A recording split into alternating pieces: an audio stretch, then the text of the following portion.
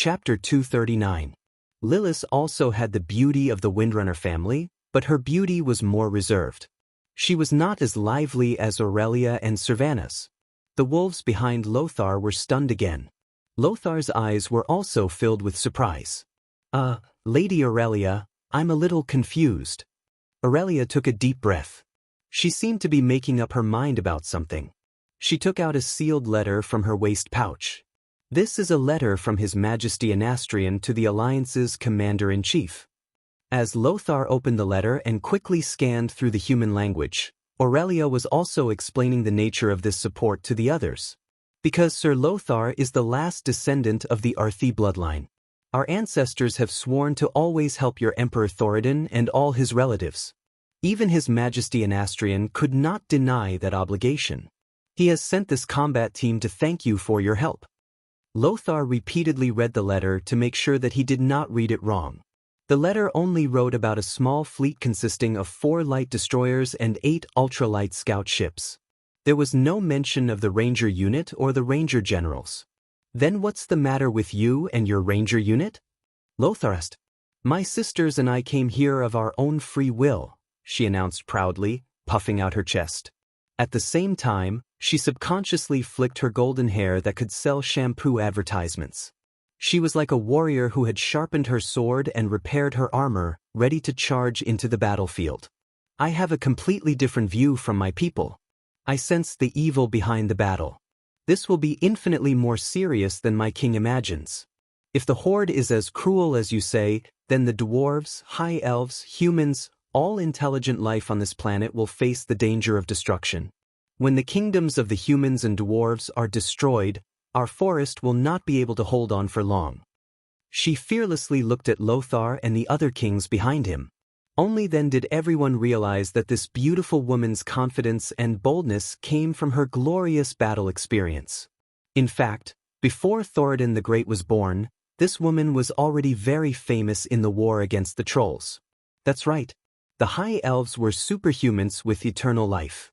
And Aurelia should be over 3,800 years old. In terms of combat experience, Lothar's ancestors couldn't compare to Aurelia's. At this moment, Aurelia seemed even more warlike than the beastmen and more righteous than the holy knights. What kind of sentiment was this? Not only did he bravely join the war that even his own country opposed, but he also brought along the elites of almost his entire family. No king or general present was blind. Everyone could see that most of the Rangers had the Windrunner family crest on their badges.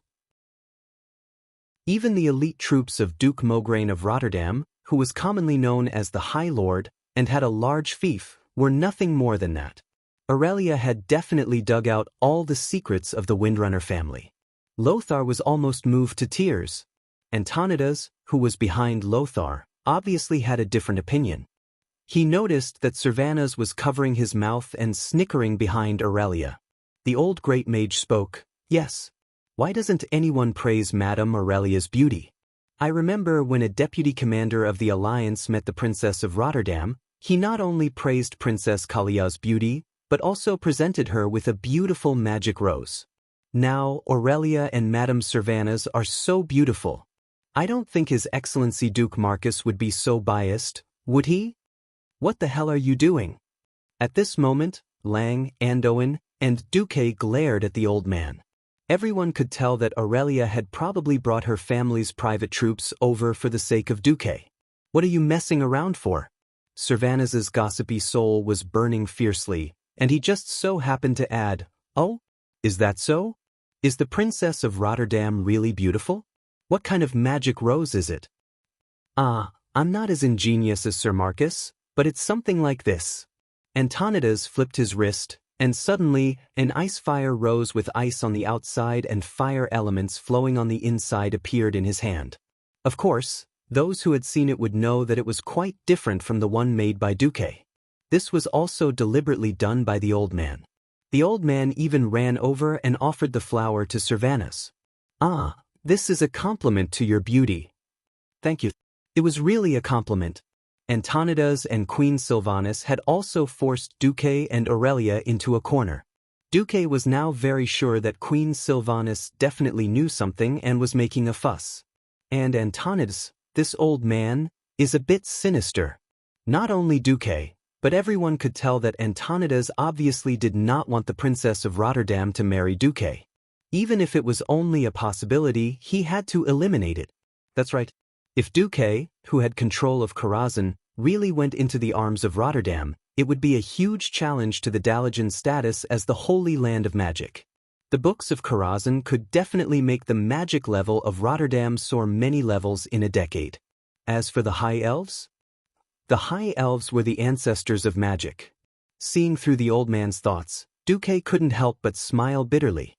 Of course, he was not interested in going to Rotterdam, which was destined to fail in history.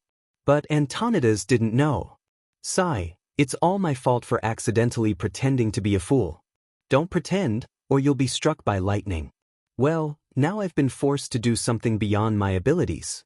Aurelia was jealous. Beautiful women always had a kind of pride that outsiders could not imagine.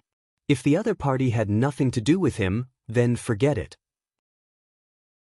The High Elves were a magical race that maintained eternal beauty, and the beauty of a human beauty that was only a little more than 10 years old was nothing to them. The problem was that after Aurelia returned to Cuel Salis, something big really happened that had something to do with Duque. If it were someone else, Aurelia would definitely not care, but Duque? Only Duque. Aurelia really could not ignore it. No need, Duque, I'm an old woman that's thousands of years old, what haven't I seen? I don't need such hypocritical praise. Well, that was what she said, but the look in Aurelia's eyes was completely different. That pair of seemingly calm emerald eyes were clearly filled with indignation and anger.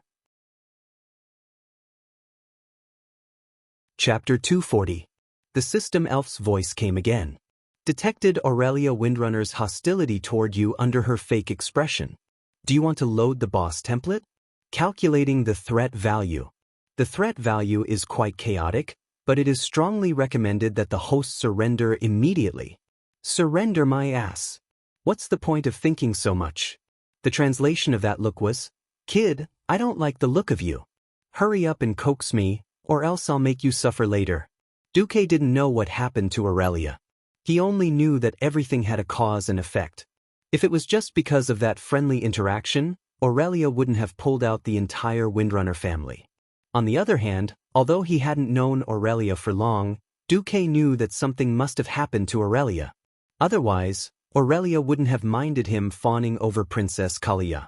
After all, among the 3 Windrunner sisters in history, Aurelia was famous for being mature and steady. She wasn't the kind of woman who would be unreasonable and lose her temper at will. Calling herself an old woman. If Aurelia was a warrior, she would be full of anger. Duque's heart skipped a beat. Then Duque understood. Wasn't he just going to show off even more? Wasn't he just coaxing the goddess? Duque slowly turned his head and glanced at Turalyon. He didn't know why, but he felt that the holy light slowly overflowing from Turalyon's head was green. Yes, that must be the light called protection. Duque smiled. His right hand drew a beautiful arc in the air, and the fingers of his right hand closed and fell on his left shoulder. Sister Aurelia, for your beauty, please allow the Duque Orchestra to perform Ode to Joy. Ode to Joy? Did it sound like the name of a song? Was it a hymn? Or something else? But singing here? A cappella? What did the Duque Orchestra mean? Not only Aurelia, but all the Alliance elders were also curious. In any case, Aurelia had made up her mind. Since she had forced Duque to this point, she would see what he could do. As long as Duque's ice and fire magic rose was worse than that ice and fire magic rose, then he wouldn't accept it and would teach Duque a lesson. Aurelia supported her right elbow with her left hand and her right cheek with her right hand. She looked like she was waiting to watch a good show. Duque activated his arcane and ice magic circuits at the same time. A purplish-blue, mysterious magic array suddenly unfolded beneath Duque's feet. The elements in the air around him trembled and were quickly tamed, as if they had become a part of Duque's body, obediently listening to Duque's commands. Under the noon sun, in the shallow water on both sides of the dock where Duque and the others stood, crystal-clear pillars of ice as thick as an arm suddenly rose. The tallest one was more than 10 meters high. It might not be appropriate to call them pillars, but these hollow ice tubes were even finer than glass tubes carved by craftsmen. Not only were they thick, but they were also crystal clear, much more transparent than most glass in this era. The sudden appearance of so many tubes on the beach next to the dock not only attracted the attention of the high elves who were lining up, but also stunned all the human guards at the dock. What was this? Not to mention the kings and generals, even the elves who had lived for countless years and thought they were knowledgeable couldn't tell what it was at all. Percussion music? Organ? But it didn't seem like it. Duque gave Aurelia the most confident smile, raised his left hand in a very pretentious manner, and snapped his fingers. 28 hands of magic appeared next to the ice tubes in 2 rows, like musicians in an orchestra who were preparing to play instruments. Each pair of hands of magic that emitted soft white light made a relaxed posture similar to a conductor's starting hand. In the next second, the performance began. Bang! With a bang, as a team of hands of magic touched the 3rd tube on the left, the ice tube immediately flew into the air, and then, like a silver bottle exploding, it instantly exploded into countless ice crystal powder. The ice crystals made of seawater exploded and dispersed under the sunlight, forming a gorgeous effect like fireworks. Aurelia's sexy long ears twitched. She seemed to hear a sound. Me? She thought she was hallucinating, but as more hands of magic made the tubes rise into the air and explode like plucked strings, not only did the powdery ice crystals form a colorful rainbow in the sky, but she also heard a complete song. Me f, su-ah, f-me. This was a song that crossed endless time and space, civilizations, and worlds. Beethoven's classic Ode to Joy was presented in the most magical form in Duque's hands. The joy and excitement in the song were all clearly and unmistakably conveyed to the ears of everyone present. Most of the human soldiers were uncouth and instinctively felt that the rhythm was pleasant and joyful. But the high-ranking nobles and kings knew what was good for them. Of course, the most knowledgeable were the high elves, who had spent thousands of years of boredom and immersed themselves in music and art when they had nothing to do. Most of the high elves were self-proclaimed nobility and looked down on a young and short-lived race like humans. They felt that humans were very uncouth, but in fact, they were not much better than the so-called barbaric orcs. Duque had completely changed their views. Not only in their eyes, but Duque had an unparalleled talent for songwriting. There was also Duque's extraordinary control of magical elements. Most of the high elves who were rangers were not very talented in magic, but it did not mean that they had no vision. The long years had given them unparalleled experience and vision. They could almost see at a glance that although Duque's mage level was not high, his exquisite and terrifying control of magic was definitely not inferior to most of the members of the Silver Moon Council. What level was the members of the Silver Moon Council? They represented the pinnacle of the High Elves' magic civilization. It would not be an exaggeration to say that they stood at the peak of the magic field in the entire world. This was quite a high evaluation. Looking at Duque waving his hands lightly like a conductor, pretending to direct those hands of magic to play the song without making any mistakes. The 3 Windrunner sisters who were present were angry and amused at the same time. But the 3 sisters who had seen through Duque all regarded it as a small mistake in casting multiple spells. After all, normally, no one could do so many different things at the same time without making a mistake. Oh, so he is Duke Marcus, the calm Lilith said softly to herself. In the whisper of wind, Servanas laughed and said, "You really are a little guy with endless new surprises. No wonder Big Sister loves you so much," not hesitating to, "Enough." Aurelia interrupted Servanas in the whisper of wind. Ignoring the others' reactions, Aurelia the great demon queen was very satisfied. She walked over in public and gave Duque a passionate kiss. Well, unfortunately, it was on Duque's forehead. Little brother Duque was speechless. Damn. Chapter 241. In any case, as long as the demon king Aurelia was satisfied. Looking at the emerald green eyes that turned into crescent moons, Duque knew that he had finally passed the test. Unconsciously, Duque touched the place where he was kissed. That kind of touch that was softer than rose petals seemed to linger on his forehead, unable to disperse, leaving a lingering fragrance. She seemed to know that she and Duque had overshadowed the host. Aurelia returned to her serious mode. General Lothar, my people are the best scouts and sentinels. If it is an enemy on land, I can ensure that the troops will receive the news when they are 2 days away from the enemy. Lothar smiled and nodded. Thank you for your reminder. Unfortunately, our enemy is on the other side of the sea. We can only rely on Admiral Dailin's reconnaissance fleet and Deputy Commander Marcus Naga to obtain intelligence. Perhaps in the next battle, you and your people can only be used as archers for the time being, but we will ensure your safety. There is no place on the battlefield that is absolutely safe. Aurelia said seriously. I know. You and your people will know when you go there. Lothar glanced at Duque and smiled mysteriously. Before that, please wait patiently for the arrival of the reconnaissance report. Aurelia soon understood what Lothar's smile meant. First was the battle position. It was the second highest position on the 2 hills near the South Shore port. The firing holes made of hard bricks were quite strong. Even a small-caliber human artillery could not penetrate it at once. Not to mention ordinary ballistae, bows and arrows and other long-range attacks. This position seemed to have accurately calculated the range of the Elven Rangers' bows and arrows. Almost from the port to the foot of the hill, the distance of 300 meters was the Elven Rangers' range. In terms of safety, it was also guaranteed. The highest place was naturally the ballistae, catapults and cannons. The Elven archers were the second layer, the third layer was the human javelin soldiers, and further down were the 2 layers of pikemen. With this kind of 3-dimensional defense, unless the lower 3 layers were completely destroyed, the Elven archers would not be in any danger at all. Even if there was danger, the specially set retreat route along the hill and a spacious tunnel running through the entire hill were enough for the Elven Rangers to evacuate the entire position in a few minutes. Then came the encampment. Duque seemed to have predicted that the elves would come. He had specially left a quiet little valley for the elves. Not only were there a large number of towering trees in the valley, but there was also a small clear mountain spring.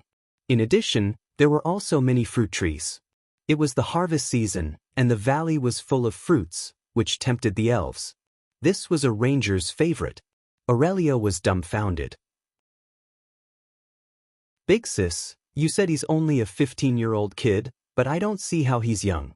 She even knew what you loved the most. You've done your best to mobilize almost the entire Windrunner family. In the end, it's all for your little lover, right? No one would say anything about this. Why did you try to cover it up? Be frank. Servanus teased his big sister. Sister, we are sisters. I am nearly 1,000 years old. I am no longer a child. I don't think there's anything to be ashamed of. Humans are short-lived species. Since you like it, you should cherish this short period of time. But I hope that you can speak frankly in the future. There's no need to use things like world crisis or righteousness. Lilith bowed respectfully to her big sister. Aurelia was wrongly accused. If there really was something going on between her and Duque, then so be it. Among the High Elves, this kind of thing was very casual. Many of the High Elf nobles lived rotten lives. But she wasn't. She had always been clean, but after what happened, even her sisters didn't believe in her judgment of the big picture. But Aurelia couldn't refute. In the end, you've gone too far. Aurelia actually burst into tears. This time, it was Servana's and Lilith's turn to be dumbfounded. Could it be that there really was nothing going on between Big Sis and that human youth? On the other side, Duque was in a mess. He had been showing off in front of Aurelia, but High Lord Mograine had come looking for him before nightfall. Originally, Duque was quite interested in befriending Mograine. After all, he was a famous figure in the future, and definitely a hero in Azeroth's history. With Duque's intention to befriend him, the two of them quickly called each other by their names. Who knew that after Mograine pretended to talk about the situation for a while, he actually changed the topic and said that he should visit Lordaeron more often when he was free. Finally, the dagger was revealed. That Duque, actually, if you can achieve great things as the deputy commander of the Lordaeron Alliance. By then, What beautiful princess can you not marry? Why do you have to find a high elf who has a completely different lifestyle as your wife? A true noble must have a noble bloodline to be recognized by other nobles. Elves and whatnot are not bad as lovers. Ah, yes, Princess Kalia really likes your roses. She asked me to pass on a message that she expects you to have a better masterpiece. Damn, is she telling me that the Princess of Lordaeron is waiting for me? Does this mean that I have to show off in front of the princess in a more gorgeous way than I did with Aurelia today? Oh no, a more perfect gift? At this moment, Duque's heart was full of tears. He constantly hated himself. Why did I have to show off in front of Princess Kalia that night? Not wanting to say anything, Duque decided that once the second battle at the Dark Portal ended, he would return home. Oh no, return to Karazhan to focus on magic training. He would not see anyone. Originally, Duque had ordered that he would not see anyone. But in the evening, Duque's system elf and two of Duque's guards became vigilant at the same time. Who? A man and a woman's voice spoke in unison. The woman was naturally Duque's little maid, Vanessa. She lifted the right side of her maid's skirt at lightning speed, revealing a white thigh and a neat row of throwing knives tied to it. It was probably a thief's ultimate skill, fan of knives, throwing more than a dozen sharp knives at any suspicious target. The man was Duque's new guard, one of the first 5 holy paladins, Gavin Rad Bad Luck. There was a turning point in history.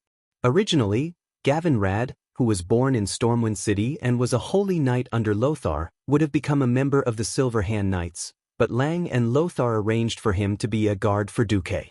At this moment, he raised his warhammer. At this moment, 2 slender and perfect legs hung down from the eaves, and Servanus's voice sounded. Hey, Duque, did you know? Big Sister spent 3 months in the Black Prison not long ago.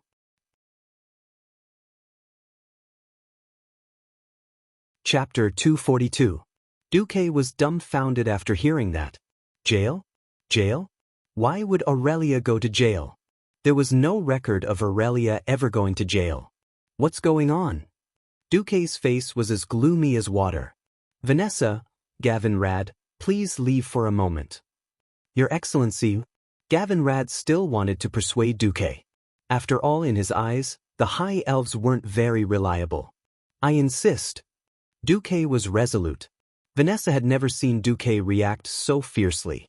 She suddenly realized that this high elf named Aurelia had an extraordinary place in Duque's heart. Vanessa and Gavin Rad left. They didn't go far. They were less than 20 meters away from the house, staring at the window quietly. Servanus somersaulted into Duque's room. Servanus couldn't hide his surprise as he looked at the hands of magic that were scribbling documents all over the room. But she soon focused her attention on the person in question, and she saw a pair of eyes that were full of remorse and remorse. They shouldn't be the eyes of a carefree 15-year-old boy. They were more like the eyes of someone who had been through vicissitudes and pain. Servanus suddenly felt that she had come to the right place. Speak. I'm listening. It wasn't an order, but more like a plea. Sitting behind the desk, Duque clenched his fists and pressed the back of his fingers against his lips. That's because of a High Elf Mage Apprentice Handbook. Duque's heart lurched and his face darkened. He clenched his fists so hard that his knuckles turned white. His teeth bit his lips at some point, and the blood flowed into his mouth. It was salty. Duque couldn't help but recall that everything started when he met Aurelia after he transmigrated to this world. If Aurelia had helped him drive the wild boar away, he could have easily dragged the carcass away. In that case, this letter containing the secret manual of the arcane fire circuit that the Sun King had imparted to Kale, that was the key to Duque's true rise. It was not an exaggeration to say that without this handbook, Duque could have become an outstanding mage. However, it was only excellent. There was still a huge gap between the current transcendents, who could easily defeat mages of the same level or higher. Duque secretly compared it to other mages. Even those legendary mages like Krasis and Kel, Thizad, his arcane fire magic circuit, was not inferior. What did he rely on? Wasn't it just Aurelia's seemingly unintentional gift? It was hard for Duque to say what kind of attitude and feelings he had towards Aurelia. But Duque definitely knew one thing that couldn't be erased. Aurelia was definitely his benefactor. Now that Aurelia was in jail because of him, Duque almost went mad with anger. Cervantes did not seem to see Duke's reaction and continued to tell his story in one breath. Queen Sylvanas, who was proud in front of the world in later generations, was now telling a slightly sad story in the tone of a little girl next door. Originally, it was purely an accident that this handbook fell into elder sister's hands.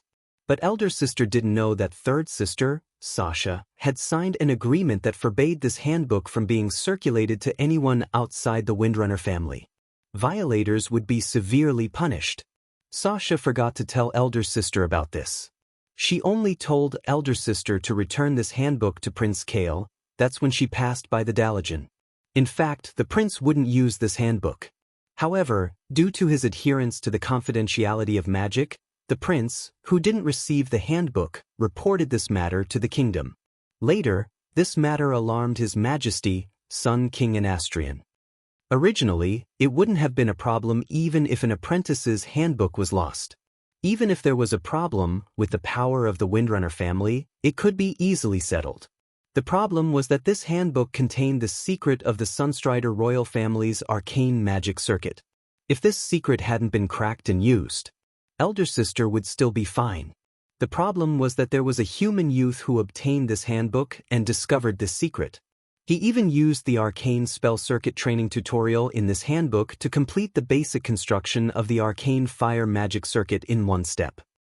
If this youth was an ordinary person, as long as the Kuel Salus royal family sent a spellbreaker troop to destroy his magic circuit and stop the leakage of magic, then everything would be fine. Unfortunately, when this matter was discovered, the youth had already become an important minister of a human kingdom. After all, this matter was the High Elves' own fault. Moreover, the Sun King's secret possession of the magic circuit construction aroused strong dissatisfaction from the Silver Moon Council. So in the end, elder sister was only sentenced to 3 months of imprisonment in the Black Prison. Perhaps you will think that 3 months is not long, but for the Windrunner who loves freedom and is naturally undisciplined, this is more painful than the death penalty. Elder sister wouldn't let any of us sisters tell you. But I still couldn't help it because not long after elder sister came out, she asked about you again. When she heard about your deeds and that you became the Alliance's deputy commander, elder sister, who originally planned to come alone, used all her connections and mobilized the entire Windrunner family's elites to help. I don't know why elder sister did this. But I only know that you owe elder sister a lot of favors. I once suspected that you were elder sister's lover in the human world, so I tested you when I got off the ship. At this point, Sylvanas shrugged a little dejectedly.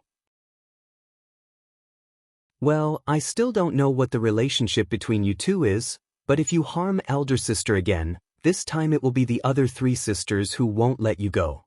After a long sigh, Duque opened his mouth. To Queen Sylvanas' surprise, Duque did not promise any compensation, nor did he make any oath. He just said something without rhyme or reason. Time will eventually prove that I am lucky to know Aurelia. It is the Windrunner's luck that Aurelia knows me. Sylvanas tilted her head curiously, and then her figure flashed and disappeared into the gradually darkening sky. The room fell into silence again. After a long time, Duque suddenly said, "Sister Aurelia, shall we go out for a walk?" The forest 30 meters behind the wooden house was also dead silent. After a full 10 seconds, a faint response came from the forest. "Okay." As the night fell, Duque and Aurelia walked side by side in a forest far away from the refugee camp and the military camp.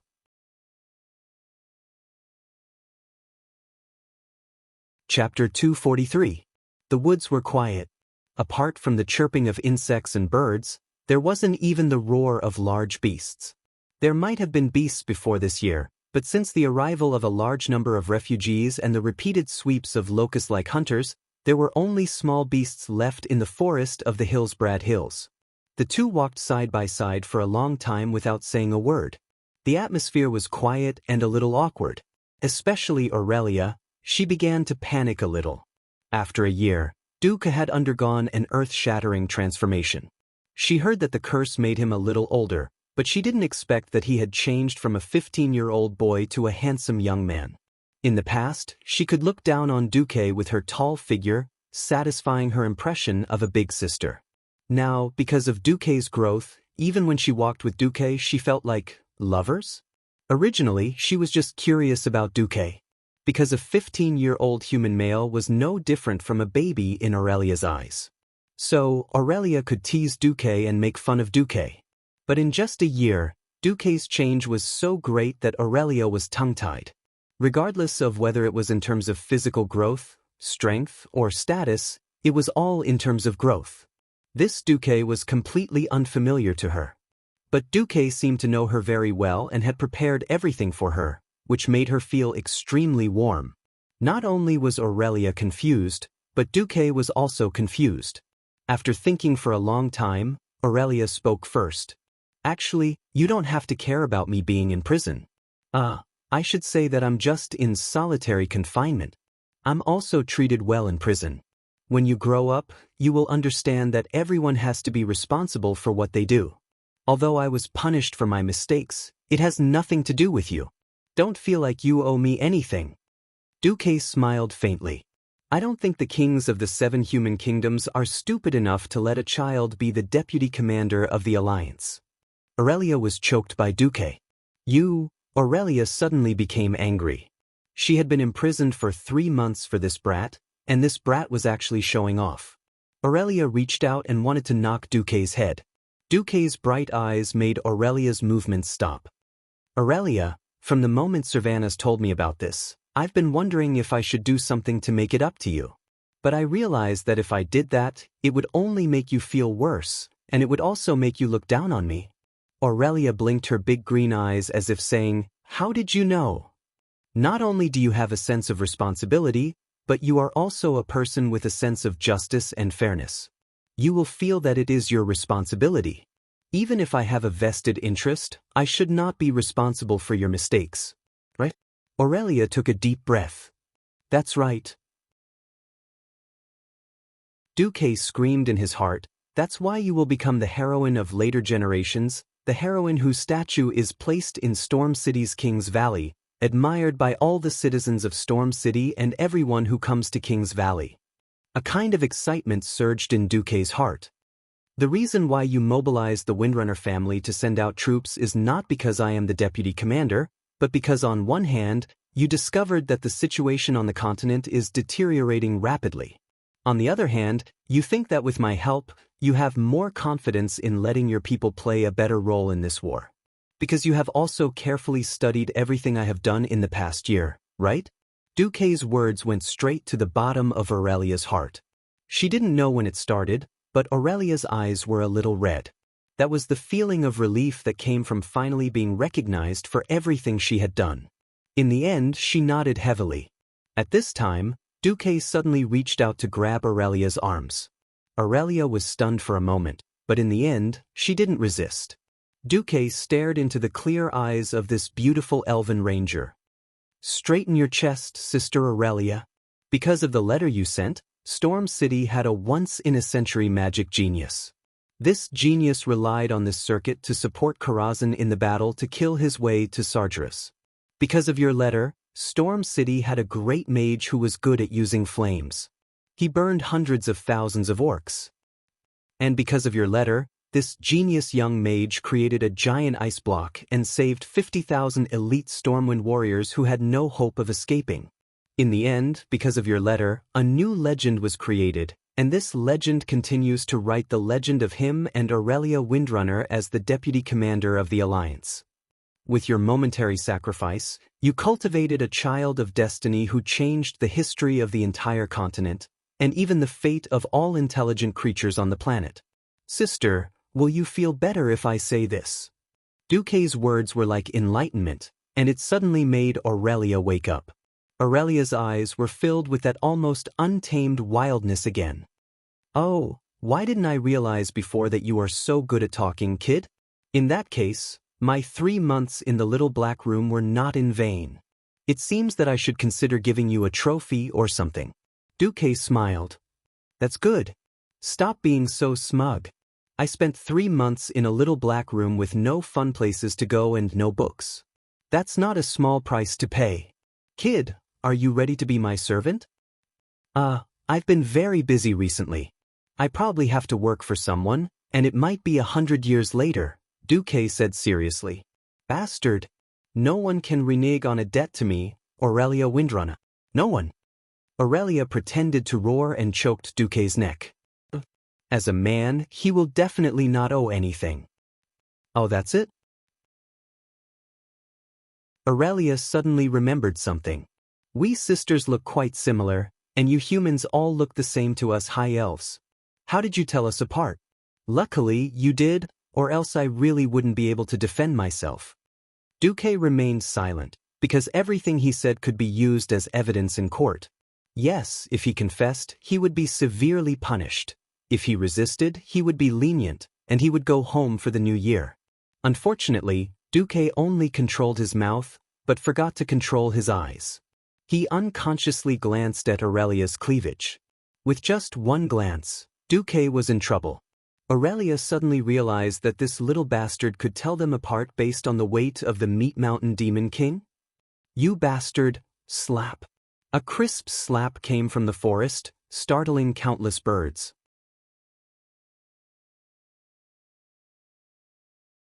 Chapter 244.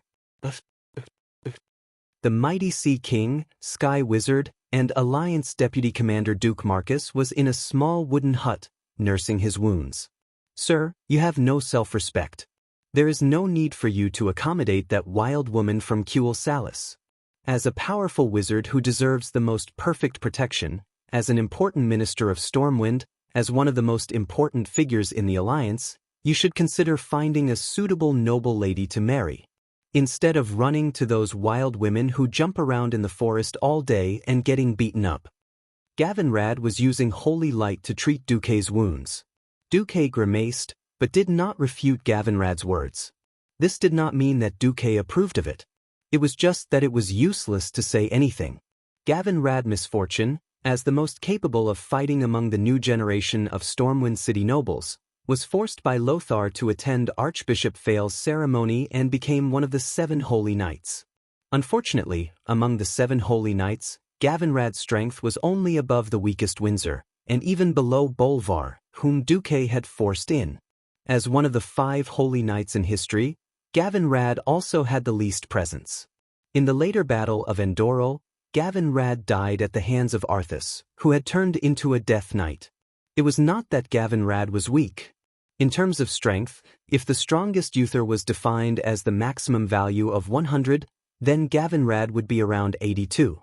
It was probably at an excellent level. The main reason was that the other Holy Knights were too arrogant. His natural strength was not off the charts, coupled with a large amount of aristocratic thinking and a lack of devotion to the Holy Light. His performance in history was not outstanding enough. As a guard, his performance was enough to make Duque feel at ease.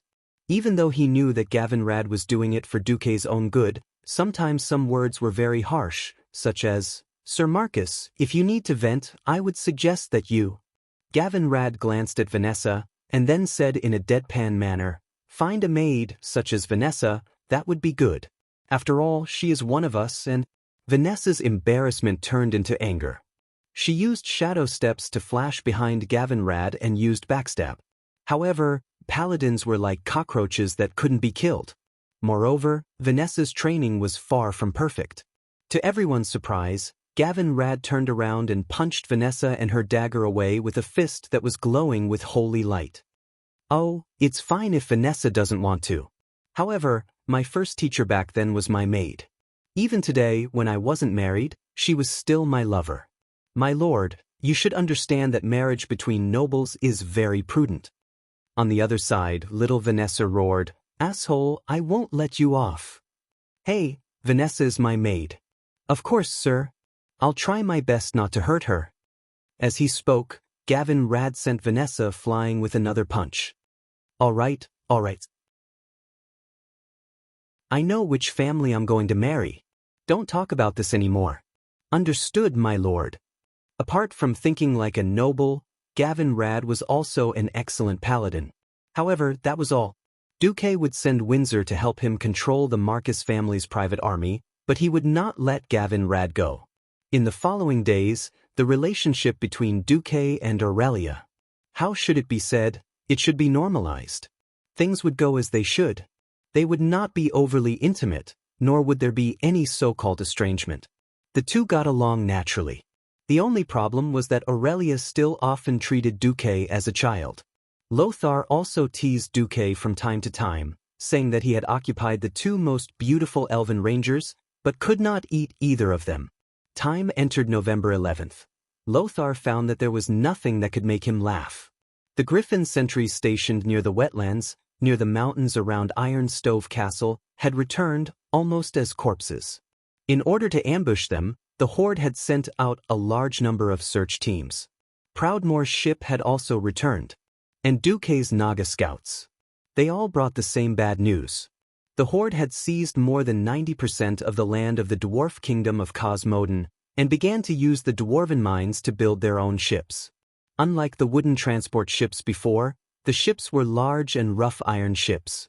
They were very clumsy, but they could carry thousands of orcs in their cabins. These ships would quickly carry the Horde across the water. Their target was obviously South Shore, or to be precise, the west coast of South Shore. Because these days, there had been countless Horde scouting boats trying to pass through the Naga and Murlocs to investigate the movement on the west coast. South Shore, on the other hand, did not have a single Horde scouting boat. It was completely like an abandoned target. It seemed that if the Horde successfully landed on the west coast of Hillsbrad, they would be at the midpoint between here and Gilneas, not far from the territories of Gilneas, Dalagen, and Alterac. Then the Horde would have the initiative, and the orcs could attack in any direction.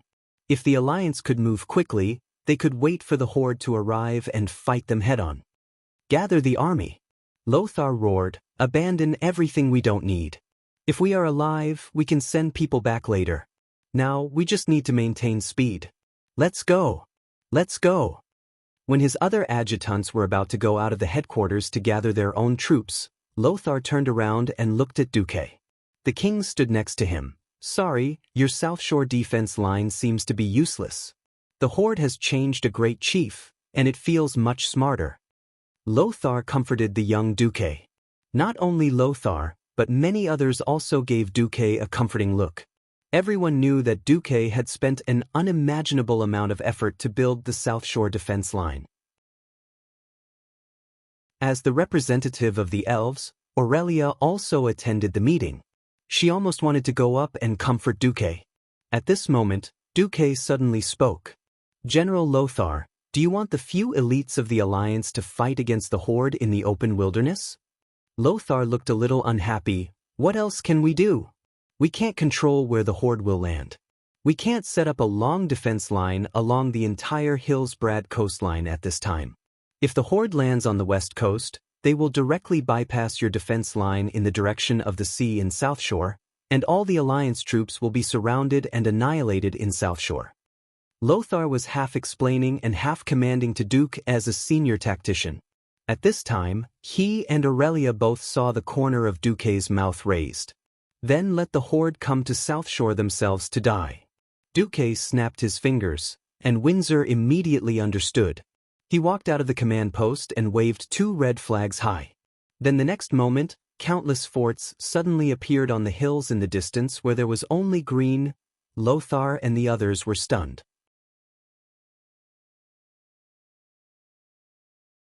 Chapter 245. That's impossible. One by one, the green trees fell to the ground, revealing the behemoths behind them. They were grayish-white fortresses of varying heights, some with 2 floors, some with 4, and some with 5 floors. They followed the winding terrain of the hills by the beach, extending all the way to the horizon. How many fortresses were there? It was as if Duque had captured all the stonemasons and carpenters in the world overnight and made them work for 100 years in an instant. King Terinas and the others were not familiar with Duke. Even Leon and Lothar, who had witnessed the miracle of cement, were confused. When did Duke get so much cement? When did he organize the craftsmen to make so many fortresses? He had practically fortified the entire coastline. Not only the leaders in the command center, but even the soldiers who passed by the mountain could not help but point at the things on the mountain. Seeing Duke conjuring up so many bunkers like magic, everyone in the command post felt a sense of reverence as if they were worshipping a ghost or a god. Are all these real? Lothar could not even speak properly. Fake. Most of them. Duke shrugged his shoulders and shrugged. Also, spreading the troops evenly across a long defensive line is the work of a fool. I don't want to do such a thing. Then, Duque raised his chin and waved at Windsor. 2 of Duque's private soldiers carried a fortress over. The leaders in the command center were stunned again. That's right, 2 people carrying a fortress that weighed who knew how many tons. Finally, a sharp-eyed fellow saw the problem. It was the color of wood. Wait, this so-called fortress is all made of wood? King Salas of Stormguard could not help but ask. Duque smiled in a self-righteous manner. Of course, in the eyes of the other kings, it was a sneaky smile. To be precise, most of it is made of very thin planks with a wooden frame. Don't worry, it's very sturdy. Unless there's a strong gust of wind for more than a day, it won't break.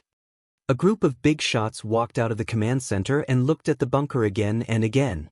They could not help but praise Duque's wonderful idea. At first glance, it looked like a complete house, but in fact, all the materials used were minimized. The inside was filled with wooden planks and strips, and the outside was smeared with lime and mud, making it look like a blockhouse made of bricks and wood. If one were to look at it from afar, no one would be able to tell that it was just for show. Not to mention ballistae and cannonballs, even an arrow would be able to pierce through this thing.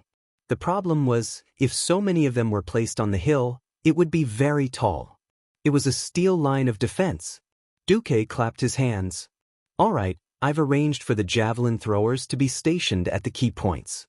Next, I'll have to trouble Aurelia to send half of her rangers to defend the key points. Together with Admiral Dalin's patrol ships and my mere people, there should be no loopholes. General Dalin was obviously delighted. Aurelia, on the other hand, rolled her eyes at Duque flirtatiously. The flirtatious look was fake. The main thing was that Aurelia remembered how Duque had tricked her into tracking him. Those eyes were clearly saying, "Little thief, you're the most cunning of all." Of course, it was a different matter from how others saw it. King Alterac Eden muttered unhappily, "Didn't you say that the tribe changed to a new chief? Is this guy smarter than before? Will he fall for it?" This was indeed a problem. But it was not a problem for Duque. After the demonstration, everyone returned to the command center. In fact, this new great chieftain has always been my and Lothar's old rival. Duque laughed heartily as he looked at Lothar. Black Hand is just a brute. All his previous strategies were the ideas of his deputy, the current chief, Orgrim. If you pay attention, you'll find that this guy's fighting style is actually the same as his opponent's sudden inspiration in the Elven Forest. Lothar rubbed his chin as he recalled the past. Yes, I'm also curious about the enemy's commander.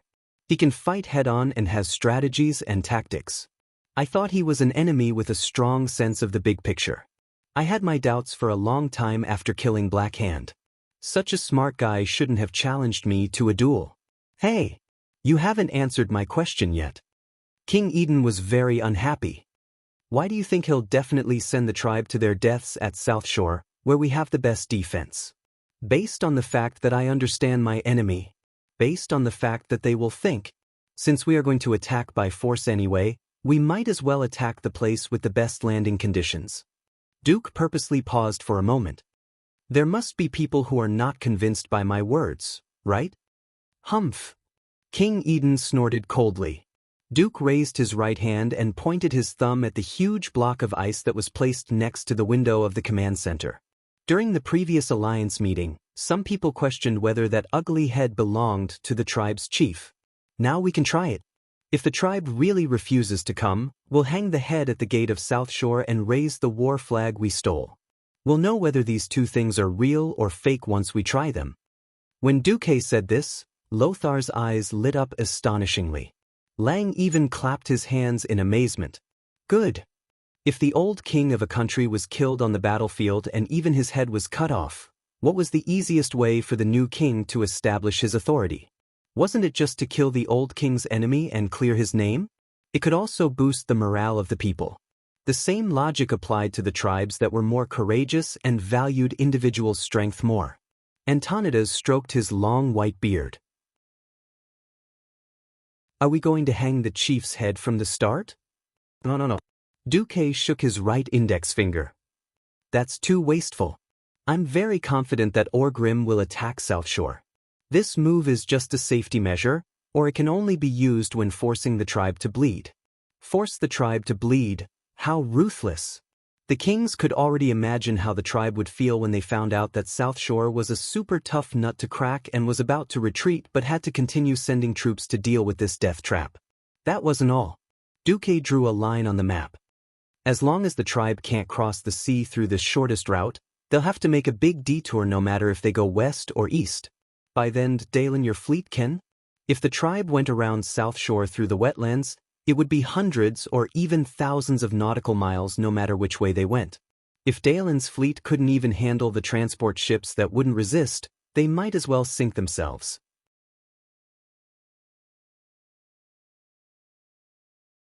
Chapter 246. The entire command center echoed with King Dalen's laughter. It was definitely a good sign on the eve of a great war. Everyone knew that the Horde was powerful. The depressed atmosphere in the command center had also spread to the middle-level commanders. The Horde's change of tactics made the Alliance, who already had the upper hand, feel that their morale had dropped by 30% before the war even started. They did not know that the Battle of Hillsbrad on the west coast had indeed happened in history. The Alliance had paid a heavy price for the victory. I will let those damn greenskins see what the sea wolves of Cultivation are like. The long sea route is enough for my boys to send them all to the bottom of the sea to feed the fish. Dalen Proudmoore laughed happily. He was so happy that he kept patting Duque's shoulder. Yo, Duque, you really don't want to consider my Jaina? She's only 3 years younger than you. She can get married in a few years. Duque seemed to have sensed Aurelia's murderous intent. He shrunk his neck. No. Thanks. I won't consider marriage for the time being. Actually, Aurelia did not have much of a reaction. However, when Duque glanced at her guiltily, everyone felt that there was definitely something going on between her and Duque. Aurelia was furious. If they were not in the Alliance command center, if Servanas did not secretly pull her back, the Demon King might have gone crazy. However, at this time, Aurelia could only pretend that nothing had happened. She smiled elegantly and looked out of the window as if there was an opera in the air. God, you're so blue. Aurelia felt that she was an idiot. It's all that little bastard's fault. Behind Aurelia, the second sister of the Windrunner family covered her mouth and snickered. Okay, gentlemen. Lothar clapped his hands to attract everyone's attention. Thank you, Mr. Marcus, for your brilliant plan. Let's make some changes to the battle plan. Everyone has seen South Shore's defensive line. I don't think we need all of our troops to defend South Shore. We can mobilize a considerable portion of our mobile forces to prevent the Horde from attacking the west coast. The military meeting continued. South of the sea. Half a day later, Chief Orgrim Doomhammer received a shocking piece of news in the main tent of the wetland tribe. The Alliance had fortified the entire coastline. What's the problem? As long as there was enough space to spread out, the weak humans were useless. Great Chief, if you're afraid, you can let me, Red Mafia, play forward. Rend Blackhand, the foolish son of the former Great Chief Blackhand. He and his brother Mame had always believed that Orgrim had killed his father in a despicable manner and then ascended to the position of High Chieftain. Orgrim really wanted to kill these two brats. Unfortunately, Orgrim couldn't do it. After the battle at Stormwind City, the Blackrock tribe had lost too many of their elites. At this time, his son would undoubtedly cause the already weakened Blackrock tribe to split again. Orgrim didn't want to see this happen. This would cause the Blackrock tribe to lose control of the tribe. The wily Orgrim was waiting patiently. Enough. The humans have become more cunning than before. The era of one beastman warrior fighting 10 human warriors is over. Even if I don't want to admit it, I have to admit that the humans fought very well under the cover of the bunkers. I don't want to waste the lives of the tribe's warriors. Do you want my warsong tribe to take the lead? Grom Hellscream roared as he walked over with his famous blood howl. Great Chief, do you think those bunkers are fake? At this time, an unwelcome figure appeared. The warlock Orgrim couldn't hide his disgust. In the end, he didn't kill Ghoul Dan. After clearing out 70% of the Shadow Council's warlocks, Orgrim's soldiers controlled the remaining warlocks and Ghoul Dan, who had just woken up. If Orgrim didn't need Ghoul Dan's warlocks to fight against the human mages, if Ghoul Dan didn't offer up those damned monsters when the tribe needed new soldiers, Orgrim might have really killed Ghoul Dan. When Ghoul Dan woke up again, his strength was much weaker. When Medivh died, he let his soul sneak into Medivh's sea of consciousness to steal something. In the end, Duque stabbed Medivh in the chest, causing Ghoul Dan to suffer. Dan lost half of his soul because of this.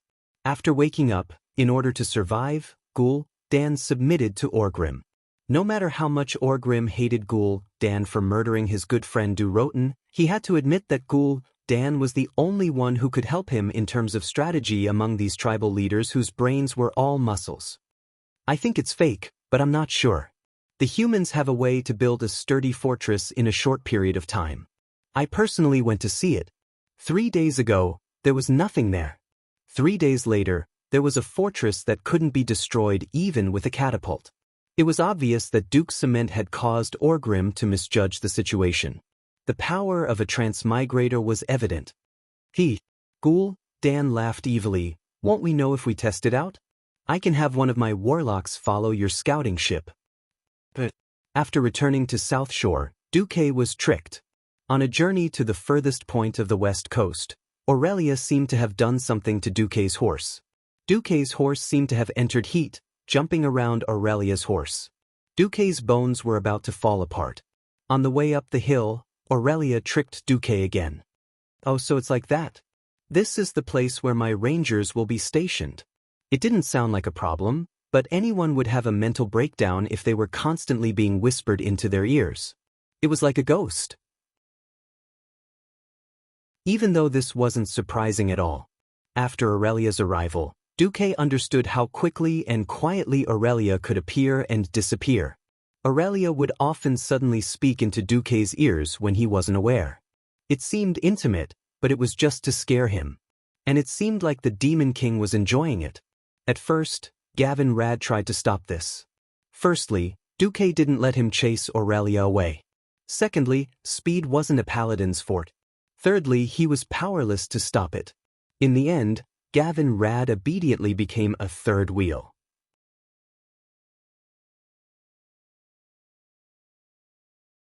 Chapter 247. Standing on a hill at the westernmost point of the western coast and looking south, the huge Atonement Island, the island called Tobalad, was on the right side of the horizon. It was a spiral-shaped island with a huge fortress at the highest point. On the shore of the island, the newly transferred Kurtira's 4th Fleet was stationed there. Duque, are you kidding me? I don't think those green-skinned creatures would be stupid enough to attack here. Aurelia gently placed her hands on her hips. Following the direction of her hands, one could see the sexy mermaid lines of this beautiful ranger. For some reason, Duque suddenly found that he could not look at Aurelia directly recently. Aurelia glared at Duque, reminding him that this was a time of war. Unfortunately, Aurelia also found that she could not look at Duque directly recently. Even if she kept telling herself that Duque was just a 15-year-old kid, she still couldn't believe it. But he did not look like a kid. Alright, back to the main topic. The place they were at was very delicate. From the topography of the mountains, there were towering mountains to the west. Even the beastmen would find it extremely difficult to climb up the steep cliffs of almost 90 degrees. This was definitely a nightmare for an army to disembark. The hill they were standing on had a slope of about 45 degrees, all the way to the beach. It could be said that this was the limit for an army to disembark.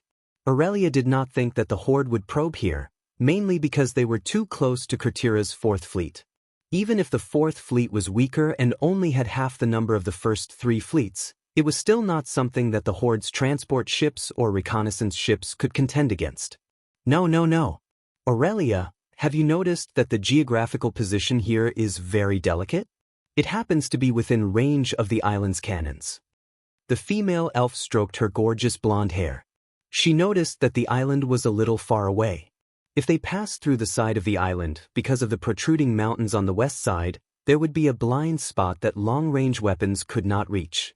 If they broke through here, the cannons on the island would not be able to reach them. But here, Duque had actually built a huge bunker. A 5-story blockhouse was built here using cement mixed with newly arrived volcanic limestone. The lowest level had a total of 8 cannons, and the second level had 12 ballistae. There were also catapults on both sides of the blockhouse. This configuration was almost comparable to South Shore.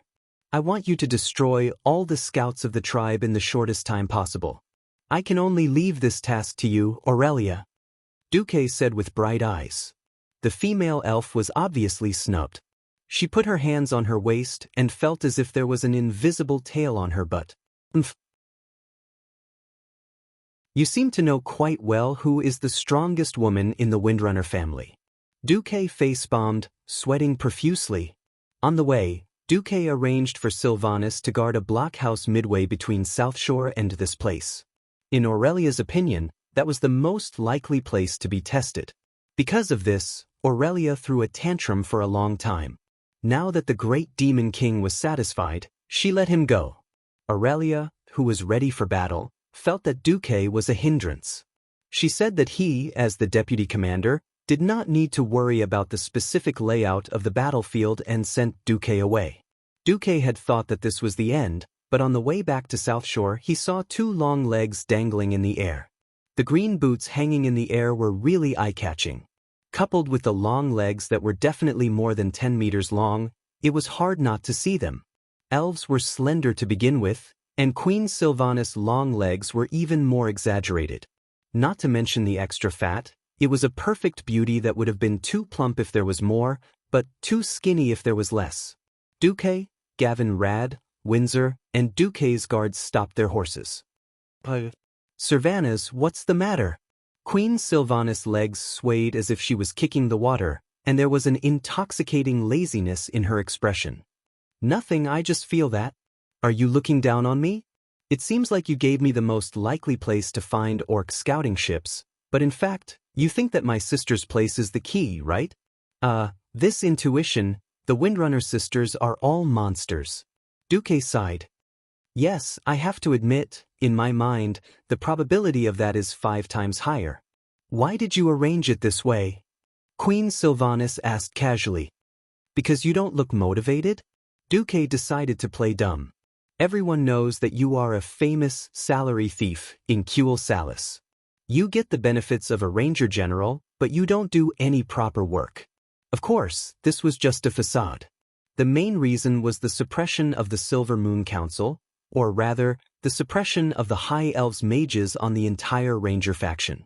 The mages who mastered magic were the rulers, but the rulers also needed more ordinary warriors to maintain the pyramid structure of the ruling class, so they always suppressed the ranger faction.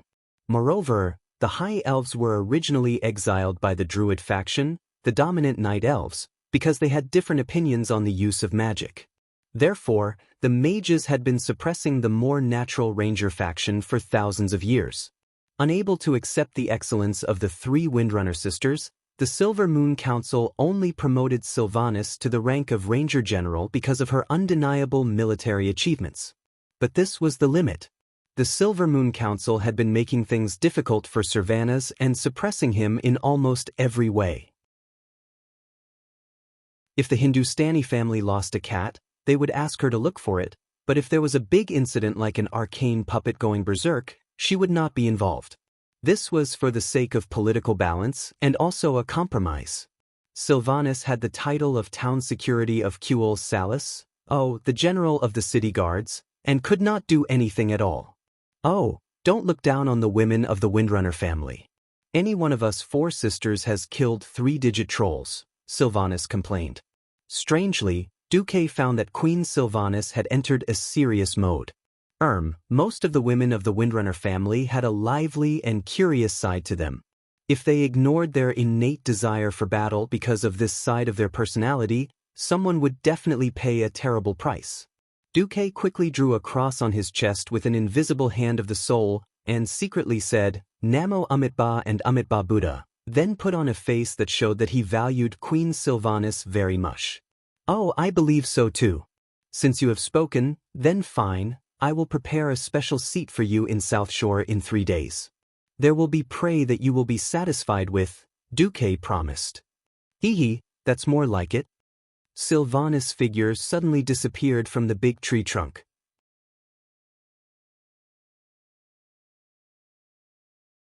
Chapter 248. The next moment, Sylvanas suddenly appeared behind Duque, who was riding on horseback. It looked like the two of them were riding on the same horse, incomparably intimate. In reality, Queen Sylvanas did not put any weight on the horse at all. She was so light that he could not feel any weight at all. Her hands pressed lightly on Duque's shoulders, and she came up from Duque's right back. A strange, natural fragrance gently brushed past Duque's ear, making Duque's heart itch. Then, Duque suddenly felt a strange touch on his right cheek. It was the touch of red lips. Unlike Aurelia's soft kiss last time, which was like kissing a child, this kiss felt between intimacy and warning. Between kiss and bite, there was a hint of a reward, but also a faint warning. Yo, the great lad that my sister has taken a fancy to. This is your reward in advance. But if you dare to break your promise, I will bite off a piece of your flesh in the same place. After the lightning kiss, Queen Sylvanas's warning came through the whisper of the wind. Duque touched the right side of his face, not knowing whether to laugh or cry. Was this a warning? Or a reward? In any case, Duque was teased again. Sylvanas's green figure suddenly disappeared without a trace. She was ridiculously fast, and her graceful figure was also dazzling. On the other side, Gavin Rad chuckled unkindly. Hey, you're not qualified as a bodyguard. Duque complained. As long as you give the order to label Lady Aurelia or Lady Sylvanas as an enemy, my warhammer will definitely not hesitate to smash that beautiful face. Gavin Rad's face had a naughty look on it. The subtext was, do you dare, Duque? Duque would not do that even if he was out of his mind. That was Queen Sylvanas. If he could change history and save Queen Sylvanas, so that she would no longer be the cold undead queen, but a warm and lively Sylvanas, that would be perfect. Thinking of King Lang, who was still alive and kicking, Duque suddenly felt confident. However, could Sylvanas still be called Queen She if she did that? Duque suddenly felt a little melancholic. At this moment, Gavin Rad muttered softly, Thank goodness you didn't take fourth brother as well. Otherwise, you would have become everyone's enemy. What? Duque was stunned for a moment and didn't pay attention. Oh, nothing. As expected, the tribe's probing came on the second day. It was a dusk raid.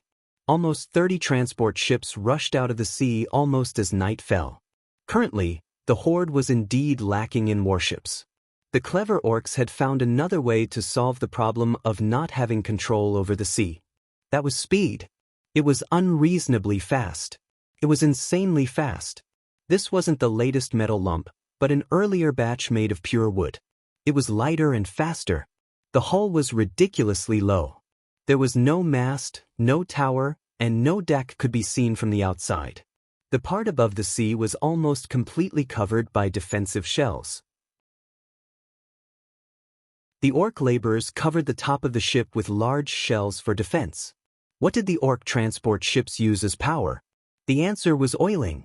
It was purely hand-powered, without any additives or preservatives. Oh, wrong, without any high-end navigation technology. There wasn't even a rudder. It relied entirely on paddles to change course. From a bird's-eye view, the entire ship looked like a cockroach gliding on the surface of the water. The orcs' navigation was simple and violent. What if the waves capsized the ship? What if they were not skilled enough to sail on the sea? Nothing. If they sank, so be it. Orcs who could not be used had no right to live. This was the orcs' philosophy of life. When 27 of the 30 transport ships broke away from the patrol fleet and rushed over, there was a huge commotion on Tobalad. It was only when the ships broke through the waves, completely ignoring the possibility of recycling them and rushed to the beach along with the surging tide, that the first meaningless roar of cannons rang out on Tobalad Island. The sky rapidly darkened. Looking from afar, most of the ships had reached the shore. Many black figures gathered together and stepped onto the stony beach. They didn't line up and charge towards the hill in a disorderly manner. Even from the hill, Aurelia could see these creatures with red eyes and green skin. They were tall and had no armor. They carried heavy weapons that could definitely be described as massive as they ran towards the hill. They brandished crude weapons such as axes, hammers, machetes, and spears. Many of them didn't have the glow of metal. And they had a lot of people. It was hard to imagine how more than 50 people could fit on those small transport ships that looked like they could only fit 20 people.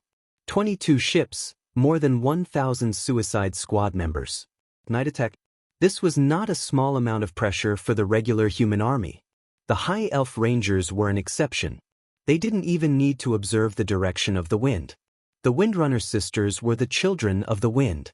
Aurelia raised her emerald green longbow and knocked 3 green arrows with her slender fingers.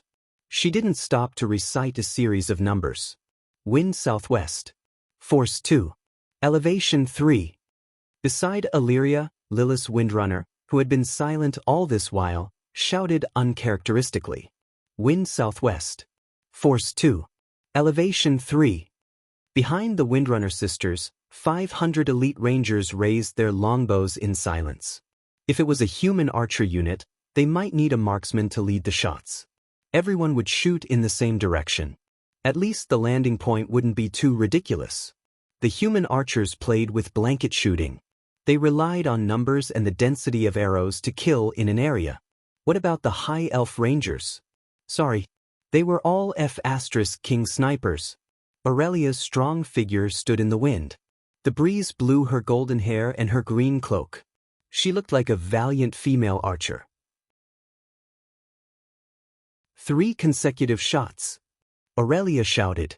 The bowstrings in the hands of these elite rangers, who were holding 2 or 3 arrows at the same time, were finally released. More than 1,200 arrows flew into the sky, striving to outdo each other. At the same time, Duque had specially arranged the fake goods to be shot. What the catapult threw out were all arrows without arrowheads or feathers. What Duke wanted was this feeling of being shot from all directions. It was for the beastmen in the observation ships to see. The real fatal ones were Aurelia's rangers. It was difficult for bows and arrows to deal a fatal blow to the strong orcs. This rule, that had been proven countless times, clearly only applied to human troops. For the High Elves, who were born with marksmanship and had night vision and telescopic eyes, the exposed throats and skulls of the orcs were simply huge targets. In the second round of 3 consecutive shots, the orcs attacking the beach were actually all wiped out.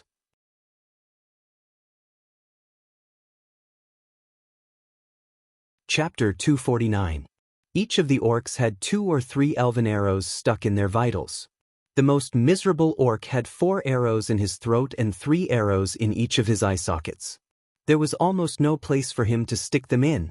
Suddenly, there was a burst of mournful cries on the beach.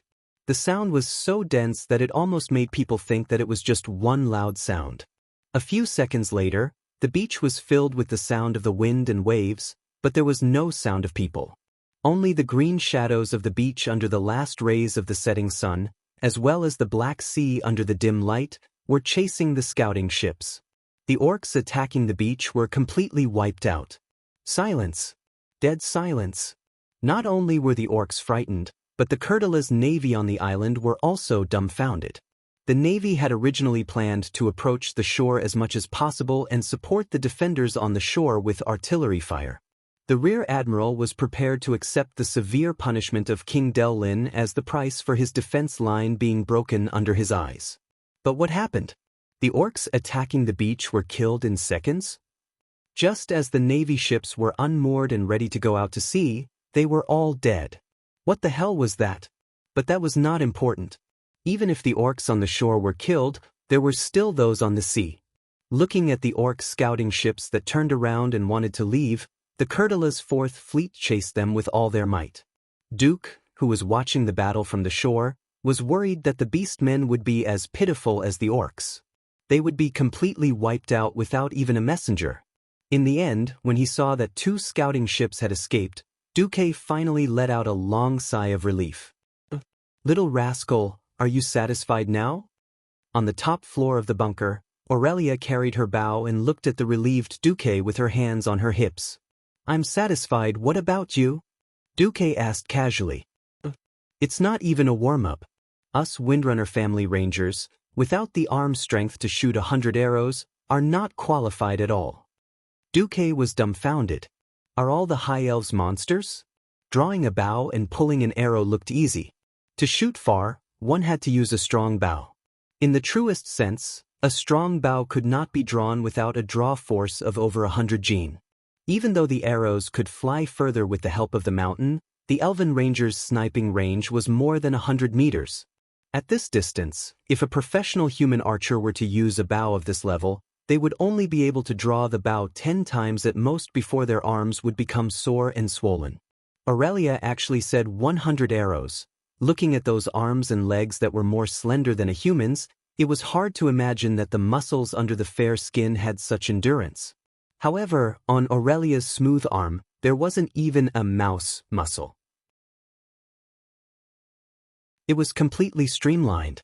Duque shrugged. "All right, I'm convinced." Seeing that there were no outsiders around, Aurelia came up to Duque and affectionately put her hand on his shoulder. "Hey, I heard from my sister last night that you gave her a special class seat. Big sister went to jail for 3 months because of you. You can't be so biased, right?" When Duque heard this, he was speechless. It was strange for 2 sisters to compete over this kind of thing. Aurelia went to jail for him for 3 months. This was definitely a big favor. Duque had been in Azeroth for a long time. Other than this, he really didn't feel that he owed anyone a big favor. Aurelia was the only one. All right, after the grudge in her heart was resolved, Aurelia didn't care about it anymore. In the end, such a big favor was casually used by Aurelia to ask for repayment. And it was this kind of unseemly repayment. Duque was so angry at Aurelia that he laughed and cried. Yes, he laughed and cried at the same time. "All right, actually, I built a very sturdy hill behind the mayor's house in South Shore.